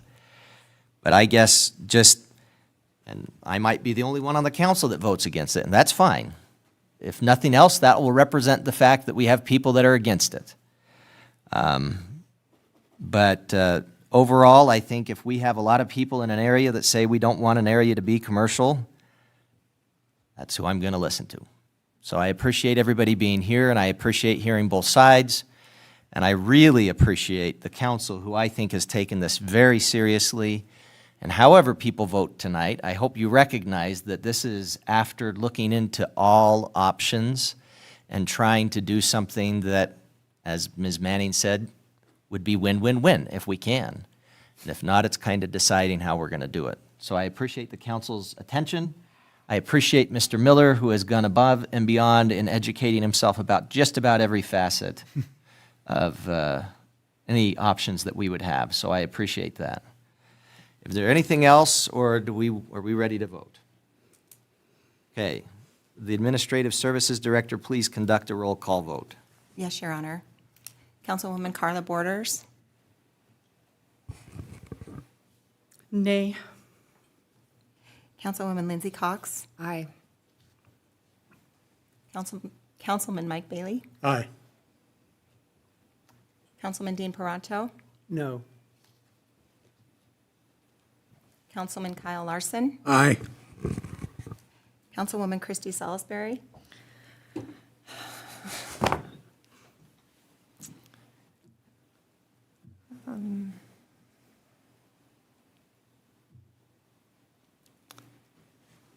Aye. Mayor Tim Hancock. I vote no. Motion passes. We have, Your Honor, No. by point of Oh, order, it has we to need be 5. a majority. Motion fails. Thank you for the reminder. Okay. We will not be doing that. Thank you, everybody, for coming. Thank you for the reminder of that, Mr. Butterfield. All right, Edge Funding Agreements, Brunton International, Legacy Foam Solutions, Media Venture Queen. Administrative Services Director's report, please. Thank you, Your Honor, Council. The City Council considered recommendations. The City Council considered recommendations from EDGE for applications received between June 1st and June 30th of 2023. At the August 1st, 2023 council meeting, the council approved funding based on the recommendations of the EDGE Committee. The approved recipients for funding are Brunton International for $76,286, Legacy Foam Solutions for $90,000, Media Adventure Queen for $3,464, for a total of $169,750. Included in the discussion was a recommendation to fund Riverton Youth Soccer for $125,000 to purchase land to expand its soccer offerings. The council approved the funding recommendation contingent upon determining the impact the expansion would pose on the city's water infrastructure. An agreement for this entity will be prepared at a later date and is not presented in front of you tonight. There are contingencies in each of the agreements regarding specific use of the funding, use of local suppliers where available, timelines regarding the use of the funds, increases in jobs, and/or proof of a net gain of money into the community. Additionally, the contracts contain a repayment clause should the recipient not use the funds timely and as agreed. The City Council may choose whether or not to enter into the proposed draft agreements or make changes to their terms and conditions. The agreements represent the allocation of $294,750 from the city's Economic Development Fund.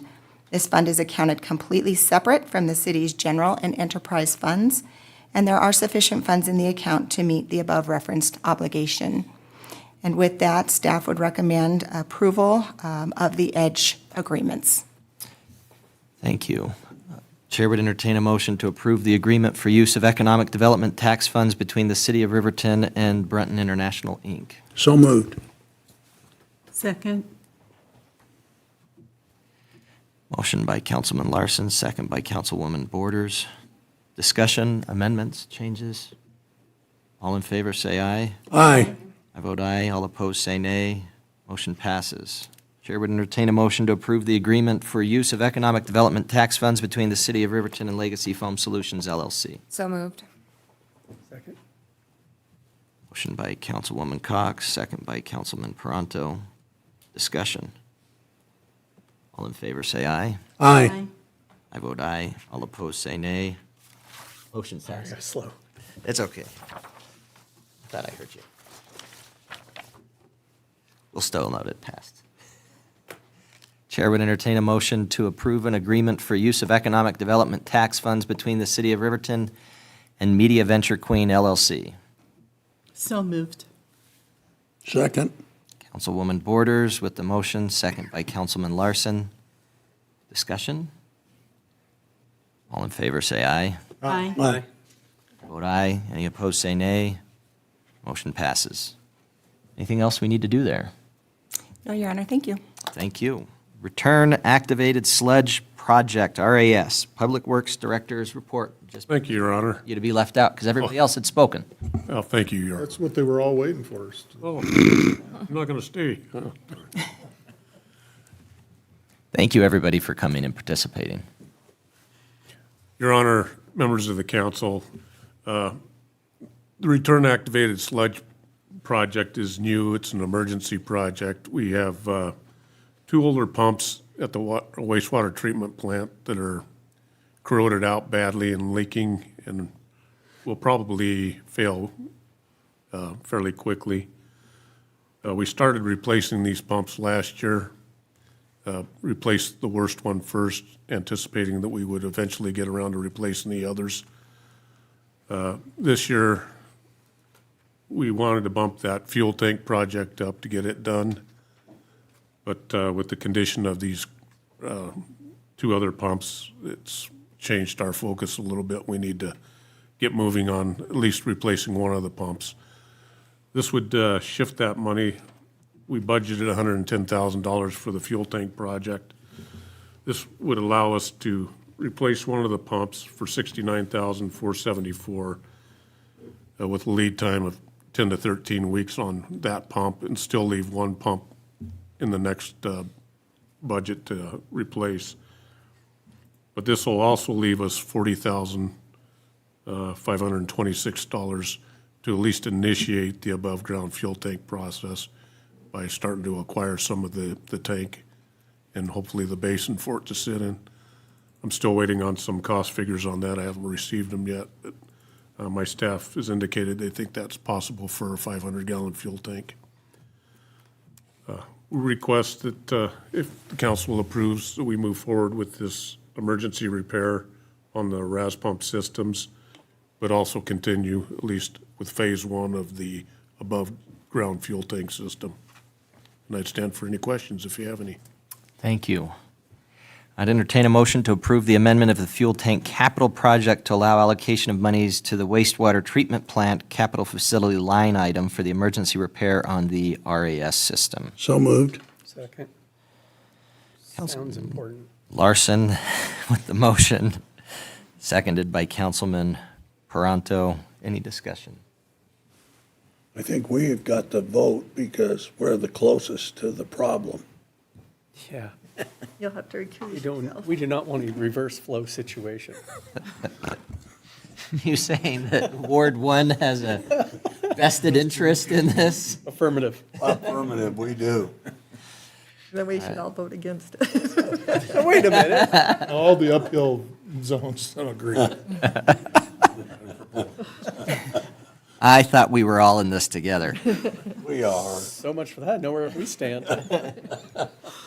I would note, I have to represent the whole town, so I'm with you. Oh, good. Yeah. Good. 3 strong. All right. Any other discussion? Besides, I have a wheelbarrow. I will share. all in favor, say aye. Aye. I vote aye. Any opposed, say nay. Motion passes. Well, I guess you've got the support of the council behind you. Nice. All right. One of my favorite weeks. Fiscal report for year end, fiscal year 2023. Administrative Services Director's report, please. Thank you, Your Honor. If I could have just a few minutes to set up. Yes. Should we take a 5-minute break? We should have done. Take 5 minutes. Yeah. Yeah, let's do that. Your Honor. Let's do Motion to let's do adjourn a for 5-minute recess. Does that sound good? Yeah. We'll adjourn at 9:02 PM to return at about 9:07. You would. Well, no. What kind of drink? Talking a stiff drink?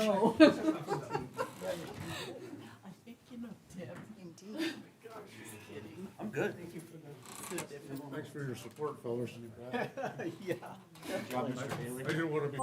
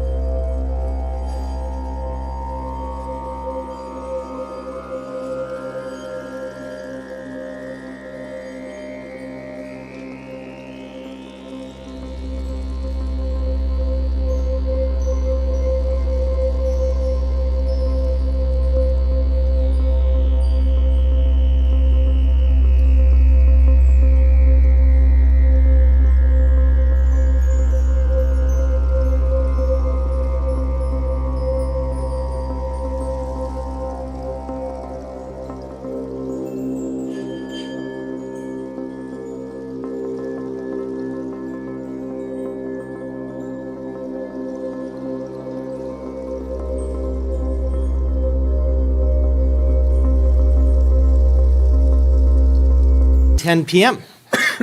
Ms. Harris, please. Thank you, Your Honor. Before I get into the throes of our year-end fiscal health report, I wanted to talk a little bit about our fiscal year 22 audit report and how that is for me.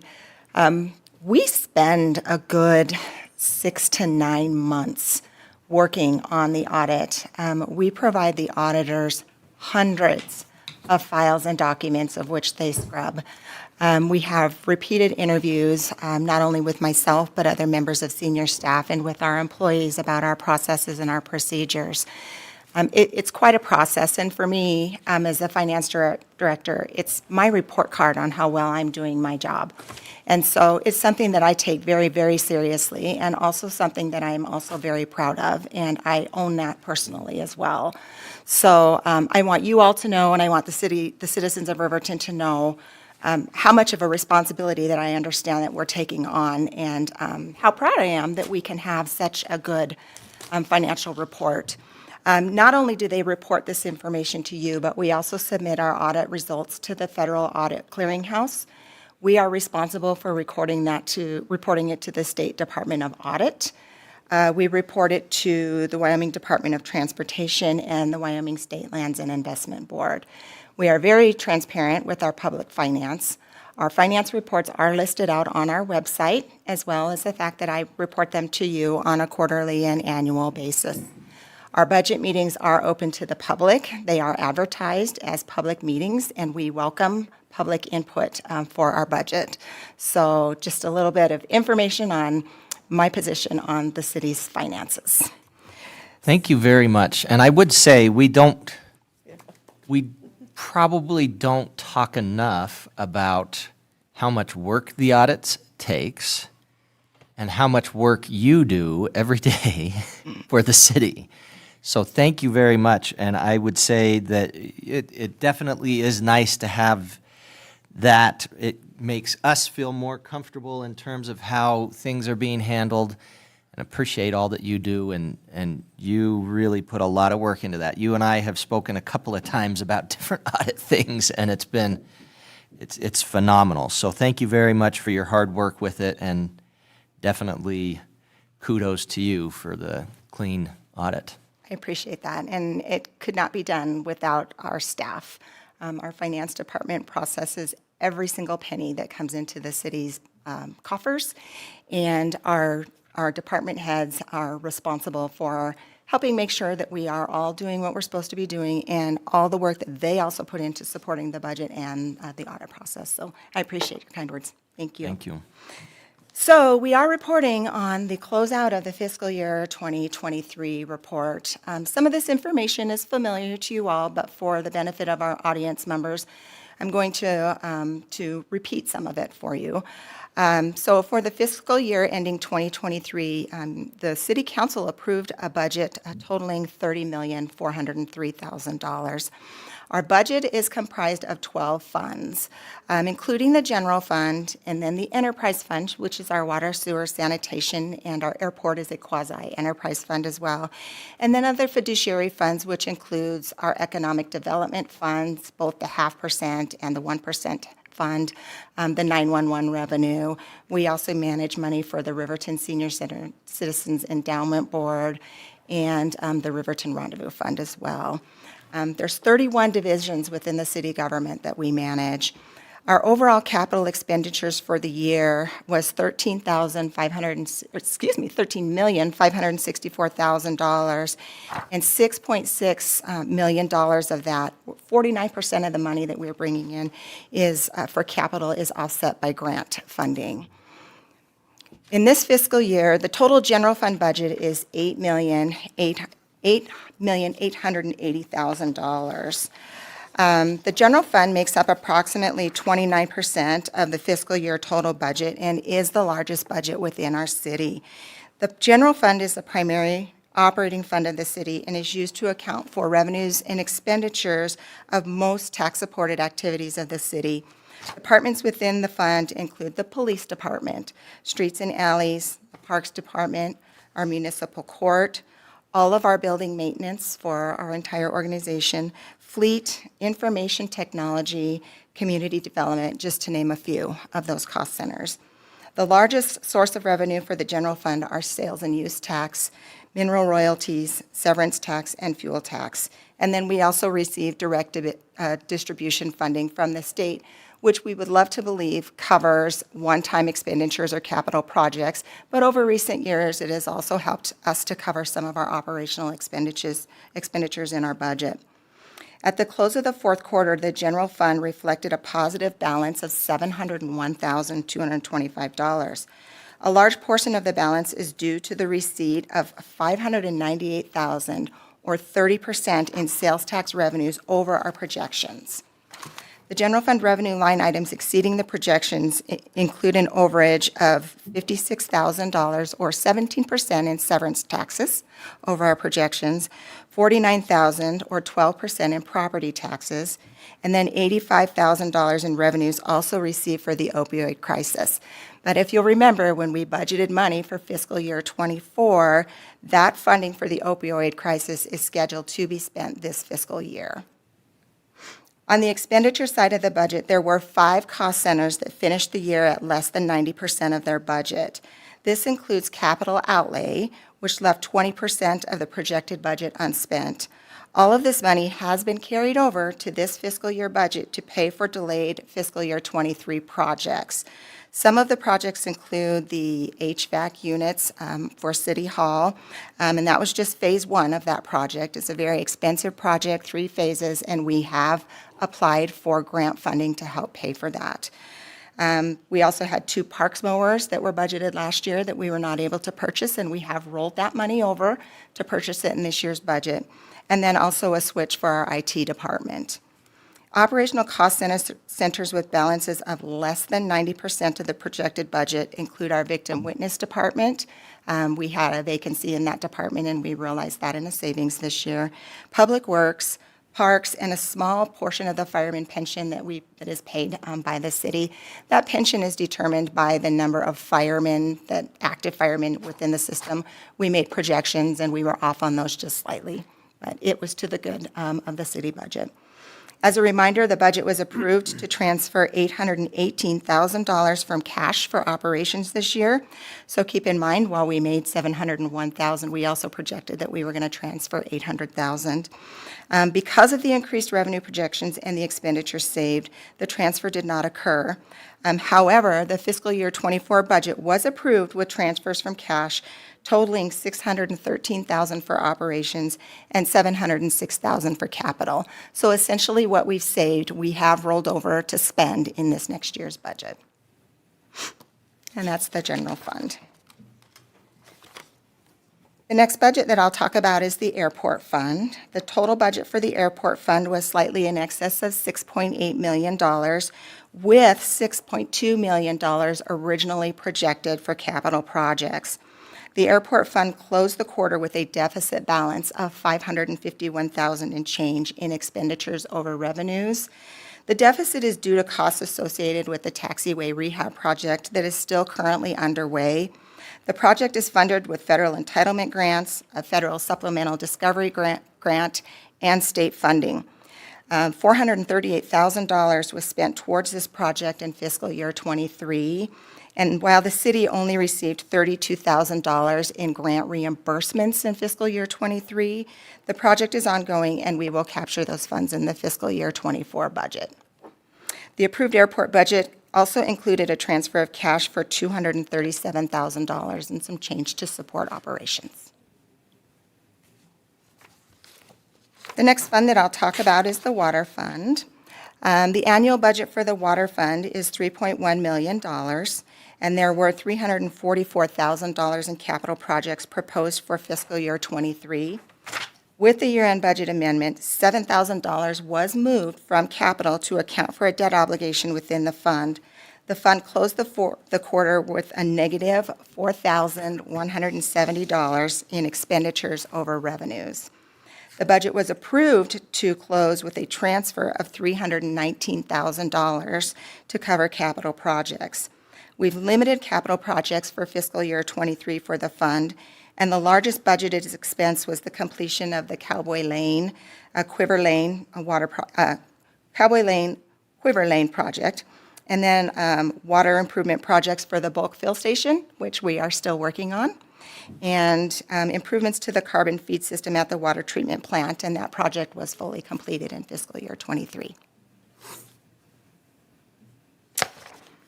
The annual budget for the wastewater fund was also $3.1 million, and this fund reflected a 13% increase over the prior year.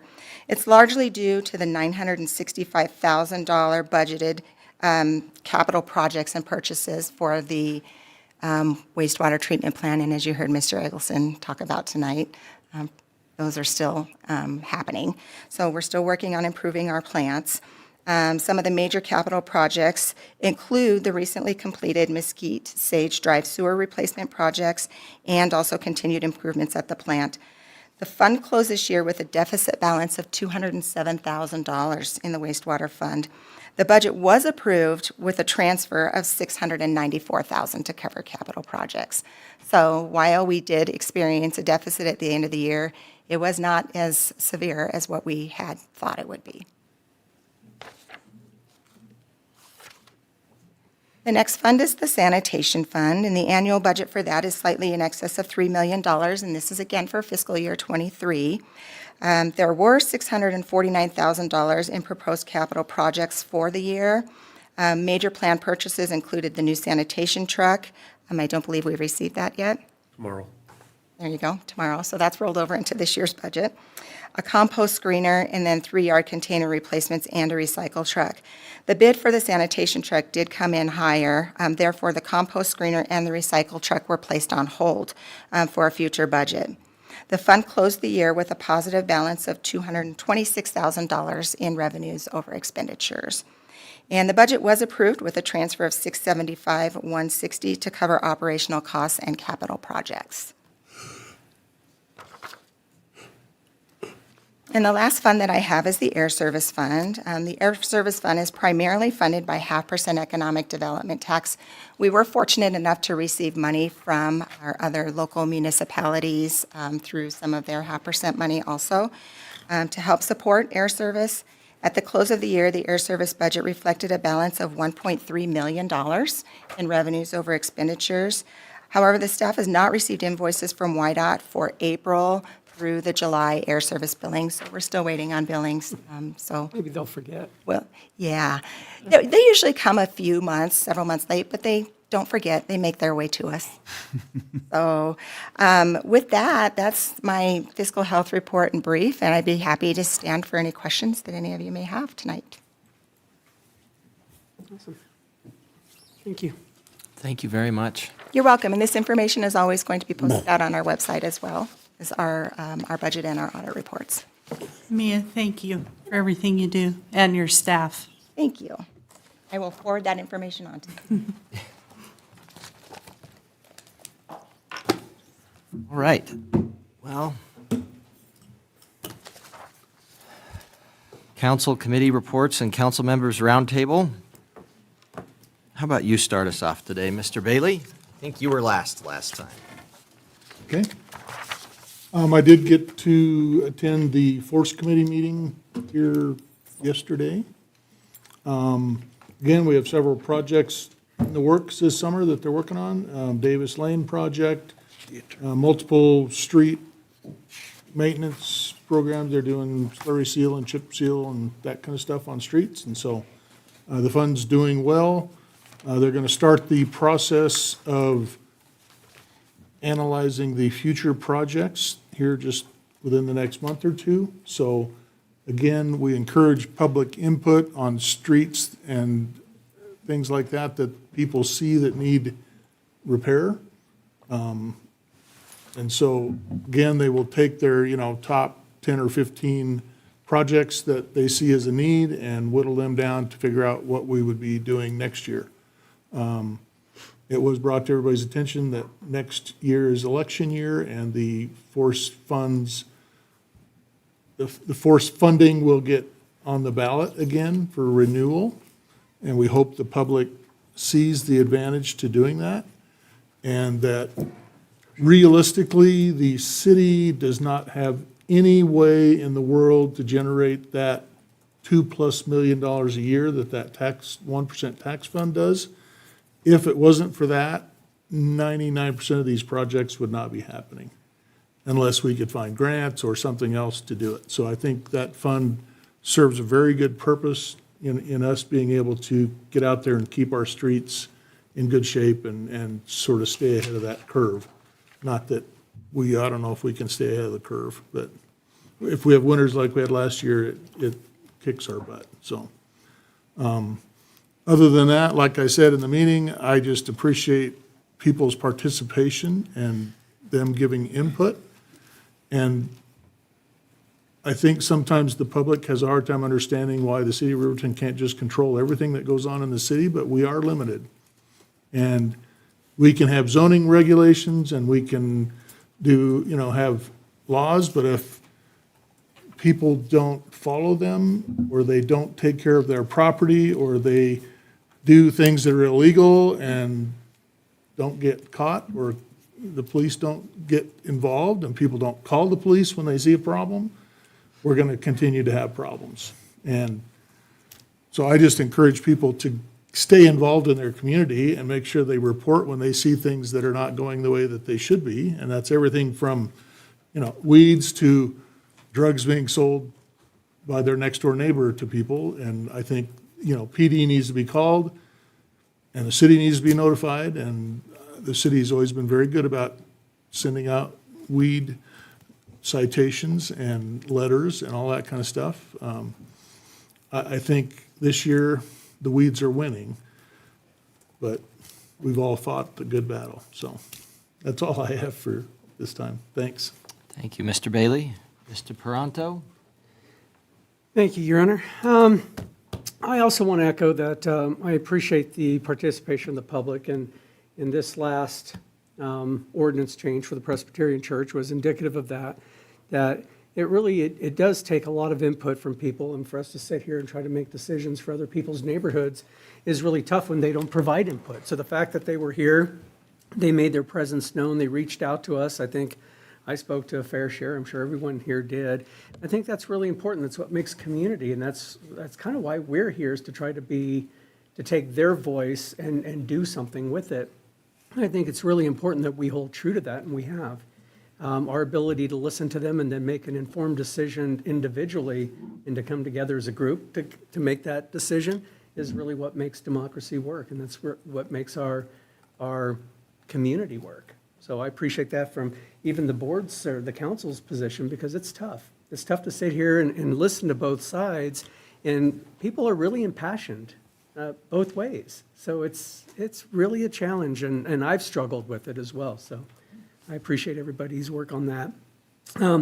I've noticed too, and it was in the weekly report that Kyle sent out, that the PD has really stepped up and done a lot more traffic stops, and I've seen them with people pulled over more in the last probably 3 weeks than I have maybe in the last few months.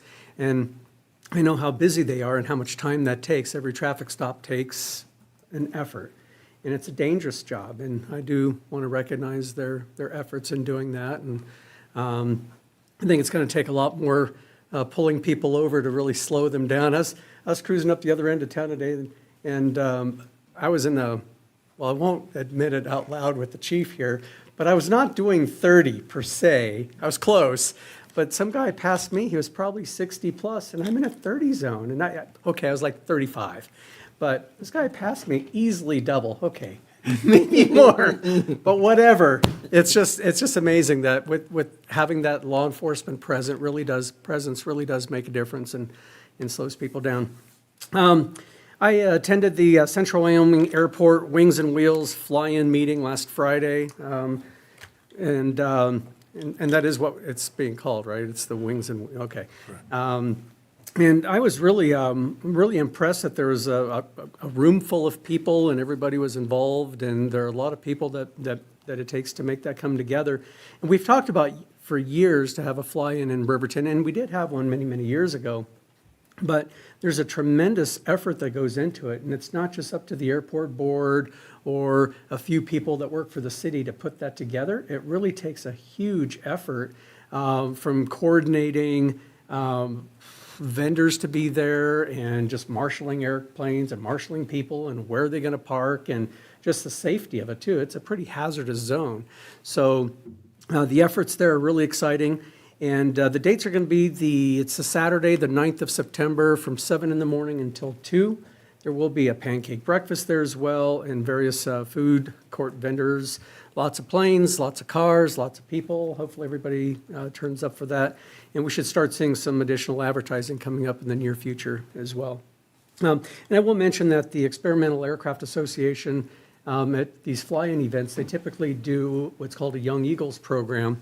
And I've flown for Young Eagles for quite a few years, where we take youngsters, typically under that 17 years old, it's like maybe from 8 to 17, and we give them an airplane ride. We take them up, we show them how it works, and show them what it feels like, and we take a lot of kids up every year. And the intent there is just to introduce them to aviation and airplanes, so that's pretty cool.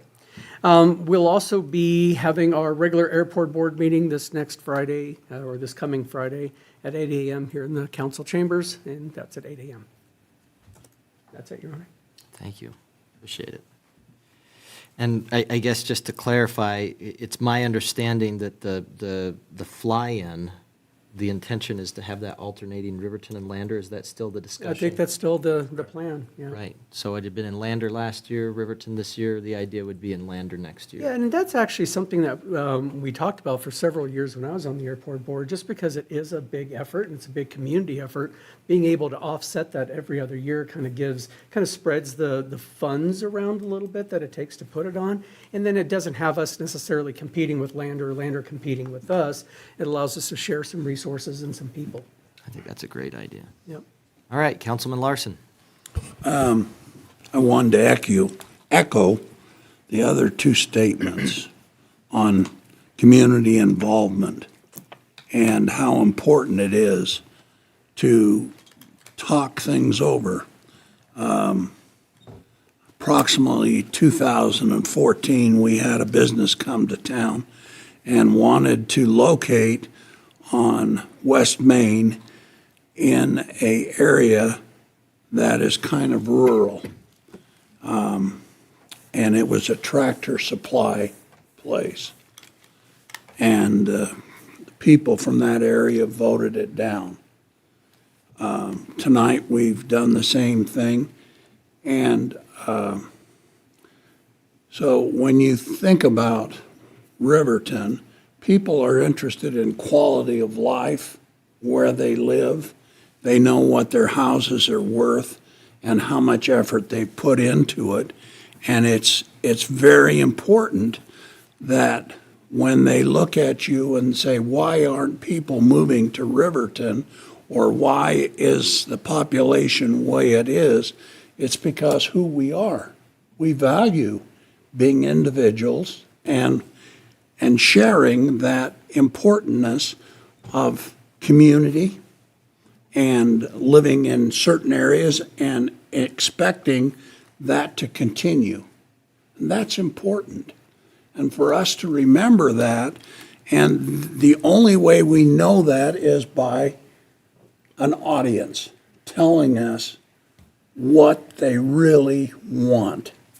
And without their participation, this would have probably gone through very easily without anybody writing letters or anything else. Instead of being a supermajority, it would have just gone 4-3, done, goodbye. And that's important for a community to represent and to, I'm going to go and speak up about it. And I'm going to be responsible for my property or what's in my neighborhood. That's why Neighborhood Watch is starting to grow. And I appreciate that in the community that we live in. That's all I have, Your Honor. Thank you, Councilman Larson. Councilwoman Salisbury.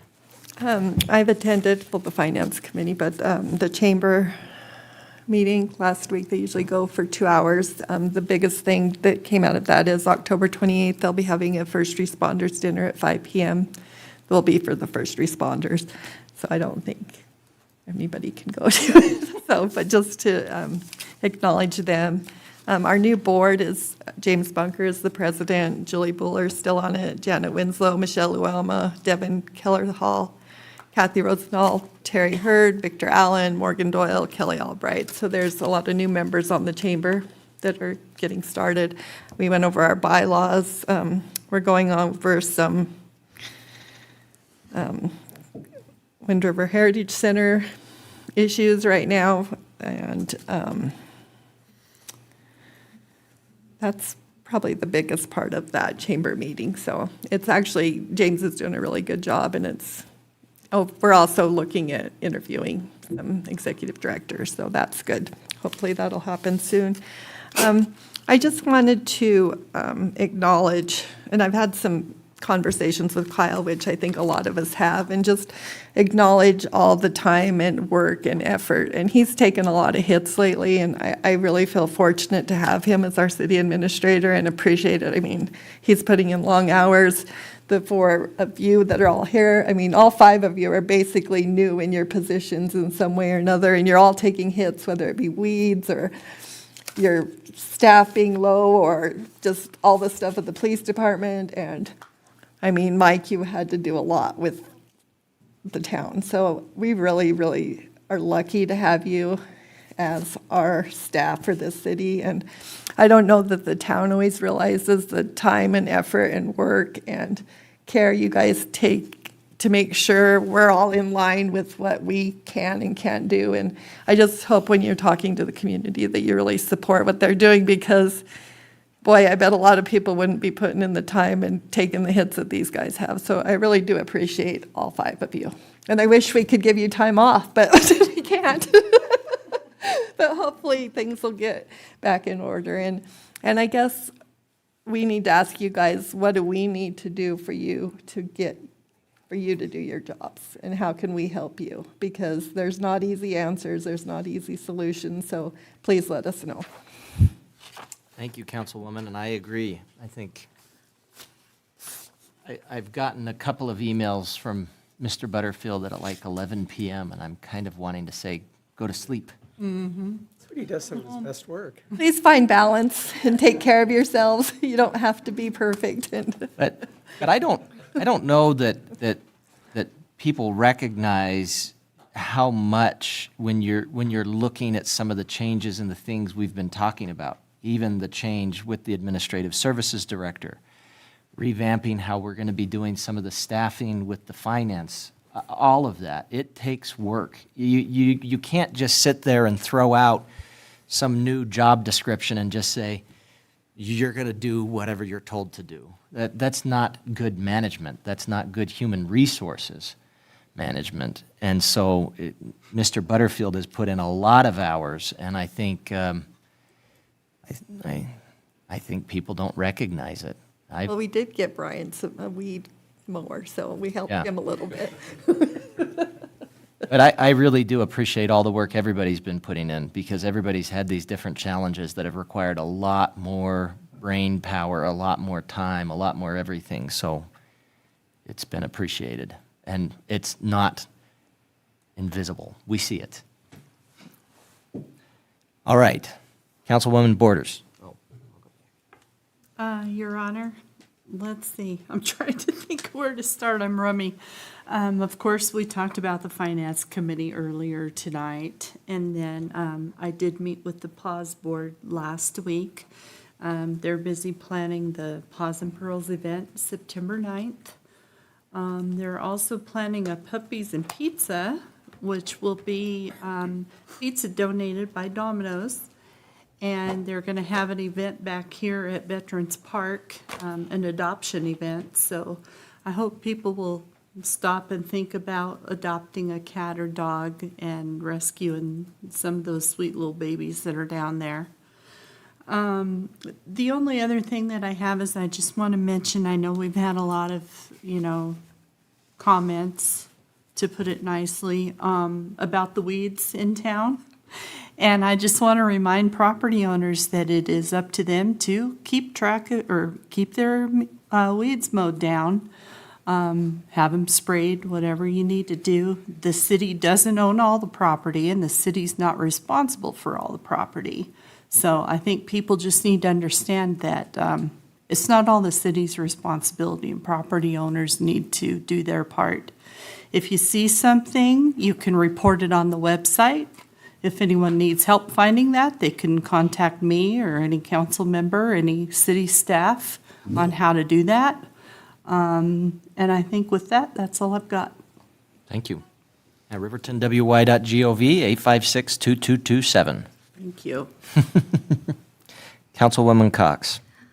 I want to start out and say I haven't attended any meetings since our last meeting. Since I was out of town, I missed the rec board meeting, so I don't know if you want to fill in on that.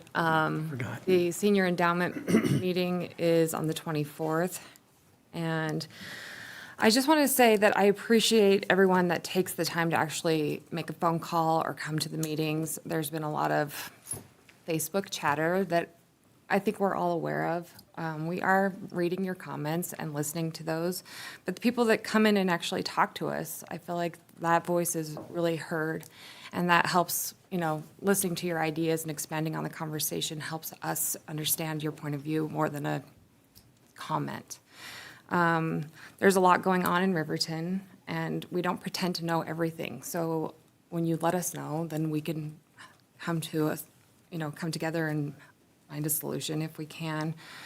As far as the problems that are going on, I mean, it's been an emotional week. There's the police department, the weeds, the rezone. Everybody cares about our town, like we've said, but we have to do our best, and we have to know that we are all having those conversations. We notice the weeds next to our businesses or next to our parents' house or driving down Main Street. We see that. We are having those conversations also privately amongst ourselves to figure out solutions.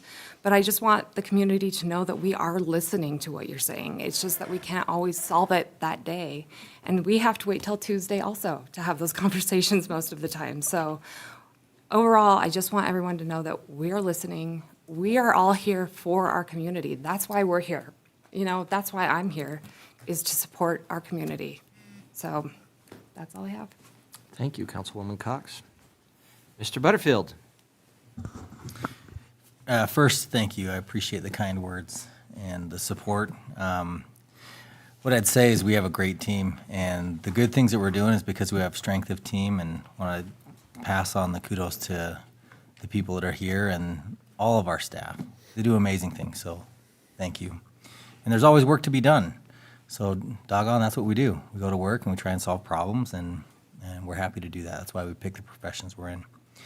A couple notes that I just want to bring up, and I know we've mentioned a few of them. We do have Airport Board this Friday. We do have an EDGE Committee meeting this Thursday, and the Planning Commission as well on Thursday.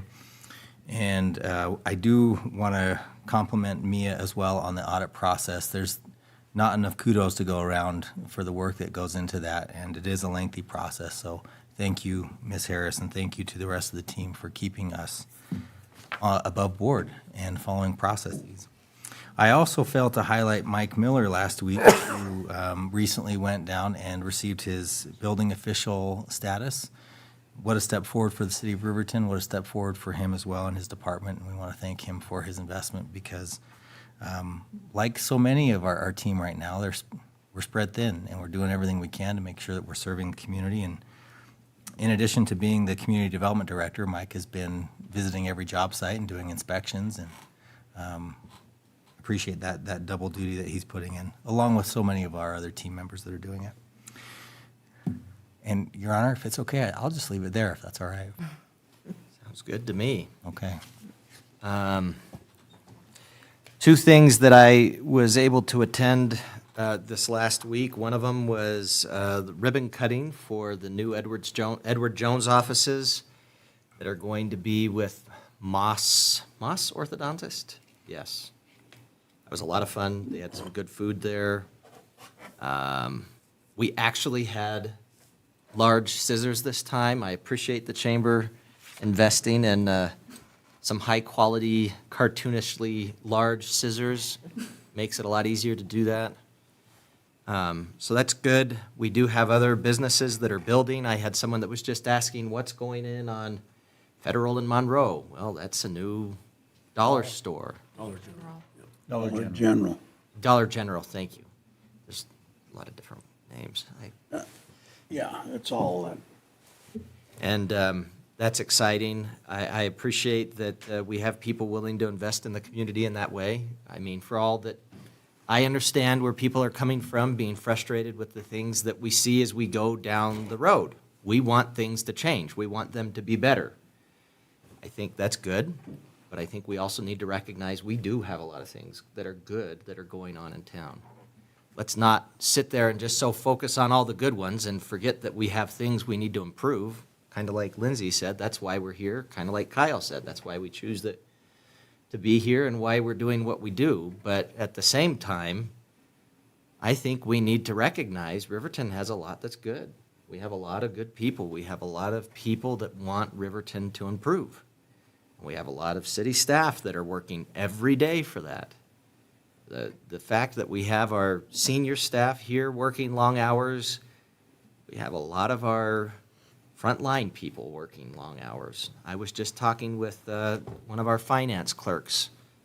She was saying how sometimes they feel like they're the front line because, especially during plowing season, their job mainly consists of keeping track of money and making sure that people's bills get paid. But sometimes they end up taking these calls complaining about plowing or complaining about whatever it is going on. And they do very well. They're kind of unsung heroes. I mean, we have a lot of unsung heroes in the city, but I don't know how well I could keep my composure and take as many complaints in a day as they do. So really appreciate our staff. So anyway, the other thing I promised I would bring up, and this is just a quick plug, the Daniels Fund met with two individuals, Jeff Steepleton and I have her card. Leah. And the Daniels Fund, people may know, is partly responsible for funding the skate park in Riverton and also the Willow Creek playground. And they're very involved in community projects, grants, particularly Wyoming, Utah, Montana, New Mexico, I think. Colorado, too, regrettably. But anyway, they're very involved in those states. And they are, one of the things they do that maybe doesn't get as much attention is they have a scholarship fund. And this scholarship fund doesn't just pay for tuition and fees, it pays for room and board and provides mentorship for individuals who are in need and also meet certain criteria, 3.0 grade point average, ACT score. Your family can't make more than $100,000 a year if you have one dependent, and goes up $10,000 a year for every dependent. But it's a good program, and they said of all the scholarships that they gave out in those states, there were only 150 from the whole state of Wyoming that even applied. And they said there's definitely people that would be eligible here, and they really wanted to encourage. The date to apply by is September 15th, I think. You could probably find information pretty easily by just looking up Daniels Fund Scholarship, and can take you to a website, and there's a process there. They said they've whittled the application down to an hour. That's good, because it's pretty lengthy. Yeah. So I guess I would just encourage, I mean, there's a lot of money out there for our students, and I would encourage you to, if you have students that are looking to go to college, look into the Daniels Fund. They are actively trying to get people from this area. And they usually have a couple recipients every year. The counselors are pretty good, but it is a lengthy process and a lot of information that's hard for them. So. But that's it from me, but I promised Councilman Paranto he could have a minute because he forgot to bring up the rec board. I did, indeed. We met on Monday, this last Monday, the 7th, and a couple things that are noteworthy is we have an investment account that has about $430,000 in it, and it's invested through WyoStar. And WyoStar has been around for, I don't know, anybody know how long WyoStar's been around? Long time. A really long time. But they're down to about 16 entities that are still investing in that fund. And primarily because we're seeing an annual return of like 3%. So it has really become kind of dismal. So a lot of organizations have pulled out of WyoStar, and we're having those discussions now. Not that we've hit the panic button like, oh my goodness, we need to pull our money out, but it is a discussion because I think for $500,000, we could probably get a better return on our investment than 3%. So that's something that's really important that we're looking at. The other thing is the state public officer training. All boards have to go through this public officer training, and we as the council have to go through it, but so do all these smaller boards, which is really kind of impactful on these boards because all these people are volunteers. They give sometimes with the rec board, we're in and out in 15 minutes, and it's once a month, and yet we still have to have these members put in the time commitment of, at minimum, a whole day. There's one coming up in September, I think, at the end of September that's done through the state. And it's like an 8 to 5 kind of a training, either in person or via Zoom. So that's a huge time investment that we're asking our members to invest in. So I just wanted to bring that up. I think that's important. And I'm also glad that you pulled up the couple of buildings. They're building north of the Burger King up here, too. That's a furniture store, I think, that's going in. That's kind of exciting to see building. Haskell's. Yes, Haskell's, thank you. So it's neat to see some building going on and some growth, and, as easy as it is to knock the things that are really visible and evident and certainly of concern, it's really important that we call out some of this growth and some of the good things that are happening in our community, too. Thank you. Appreciate that. Your Honor. Yes. If I may, just as a point of clarification, it's WyoStar 2 that is starting to experience the strain on the fund. They also have a WyoStar 1, which is a reduced risk investment fund, and the city does have some money held with WyoStar 1. We have never invested with WyoStar 2. And I will. Can I clarify the clarification? Yeah. I had no idea that there was a 1 or a 2, or I would have said so. But in all of our documentation, it just references WyoStar. So thank you for that, because that's an important note. And one thing I did forget is I did attend the LGLP board meeting 2 weeks ago. And the WyoStar 2 did come up also. And of course, no offense to the media in the room, but sometimes the headlines do not match the facts. And I can't remember which one of the statewide news agencies basically said, well, WyoStar 2 is down 40-something%. Well, the main reason that is because one or two of the municipalities that had money in there withdrew their funds to pay for projects, which is the main reason the reduction happened. Now, it did, I think, lose 5% or something in its value, in its true loss value, but the media story sort of made it look like it was 50% off, which isn't technically correct, so. Well, and I think that's been a discussion that we had 2 or 3 years ago, actually, about the Senior Citizens Endowment Fund, too, trying to think of the best ways and where we wanted money to be there and kind of diversifying a little bit and ways we want to get a better rate of return. So, yeah, it's definitely something that is always worth the discussion, but, yeah, and I hear you with that one, too. Well, Your Honor, I think it's important to note, too, that it's having the discussion doesn't mean necessarily that we're going to make a change, but we're aware that there's some bumps in that road, and I think it's incumbent on any board or council to be aware of those things that are going on, and at least have the discussion. So, I think the board, the rec board is being very judicious in looking at those balances to make sure that we are investing properly to maximize those funds because of what we do. Yeah. All right, we do have an executive session. I'd entertain a motion to convene into executive session for the purposes of personnel and potential litigation. I've actually got it this time, so we can make sure we have it right. Litigation would be in accordance with Wyoming Statute 164405A Romanet 3, personnel in accordance with Wyoming Statute 164405A Romanet 2, as well as 164405A Romanet 10. So moved. Second. Councilman Bailey with the motion. Councilwoman Salisbury with the second. All in favor, say aye. Aye. I vote aye. Any opposed, say nay. Motion passes. We stand convened into executive session at 9:55 PM. Chair invites Mr. Butterfield, Chief Hurtado. Your Honor, if it's okay, we'll start with just me and I, and then could we call in Chief? Okay, we'll start with Mr. Butterfield and Ms. Harris, and then we'll invite Chief Hurtado in.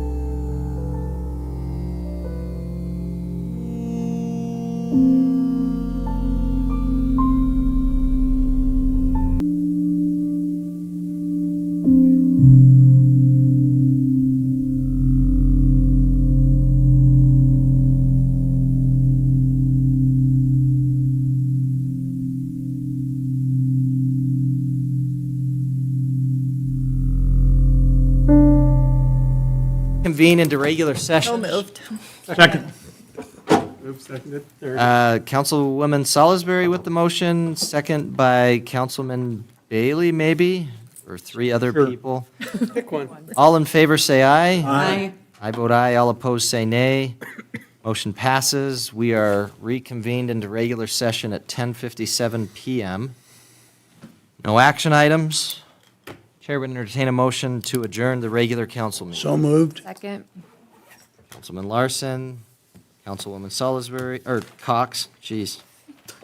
All in favor, say aye. Aye. Opposed, say nay. I vote aye. Motion passes. We are adjourned at 10:50.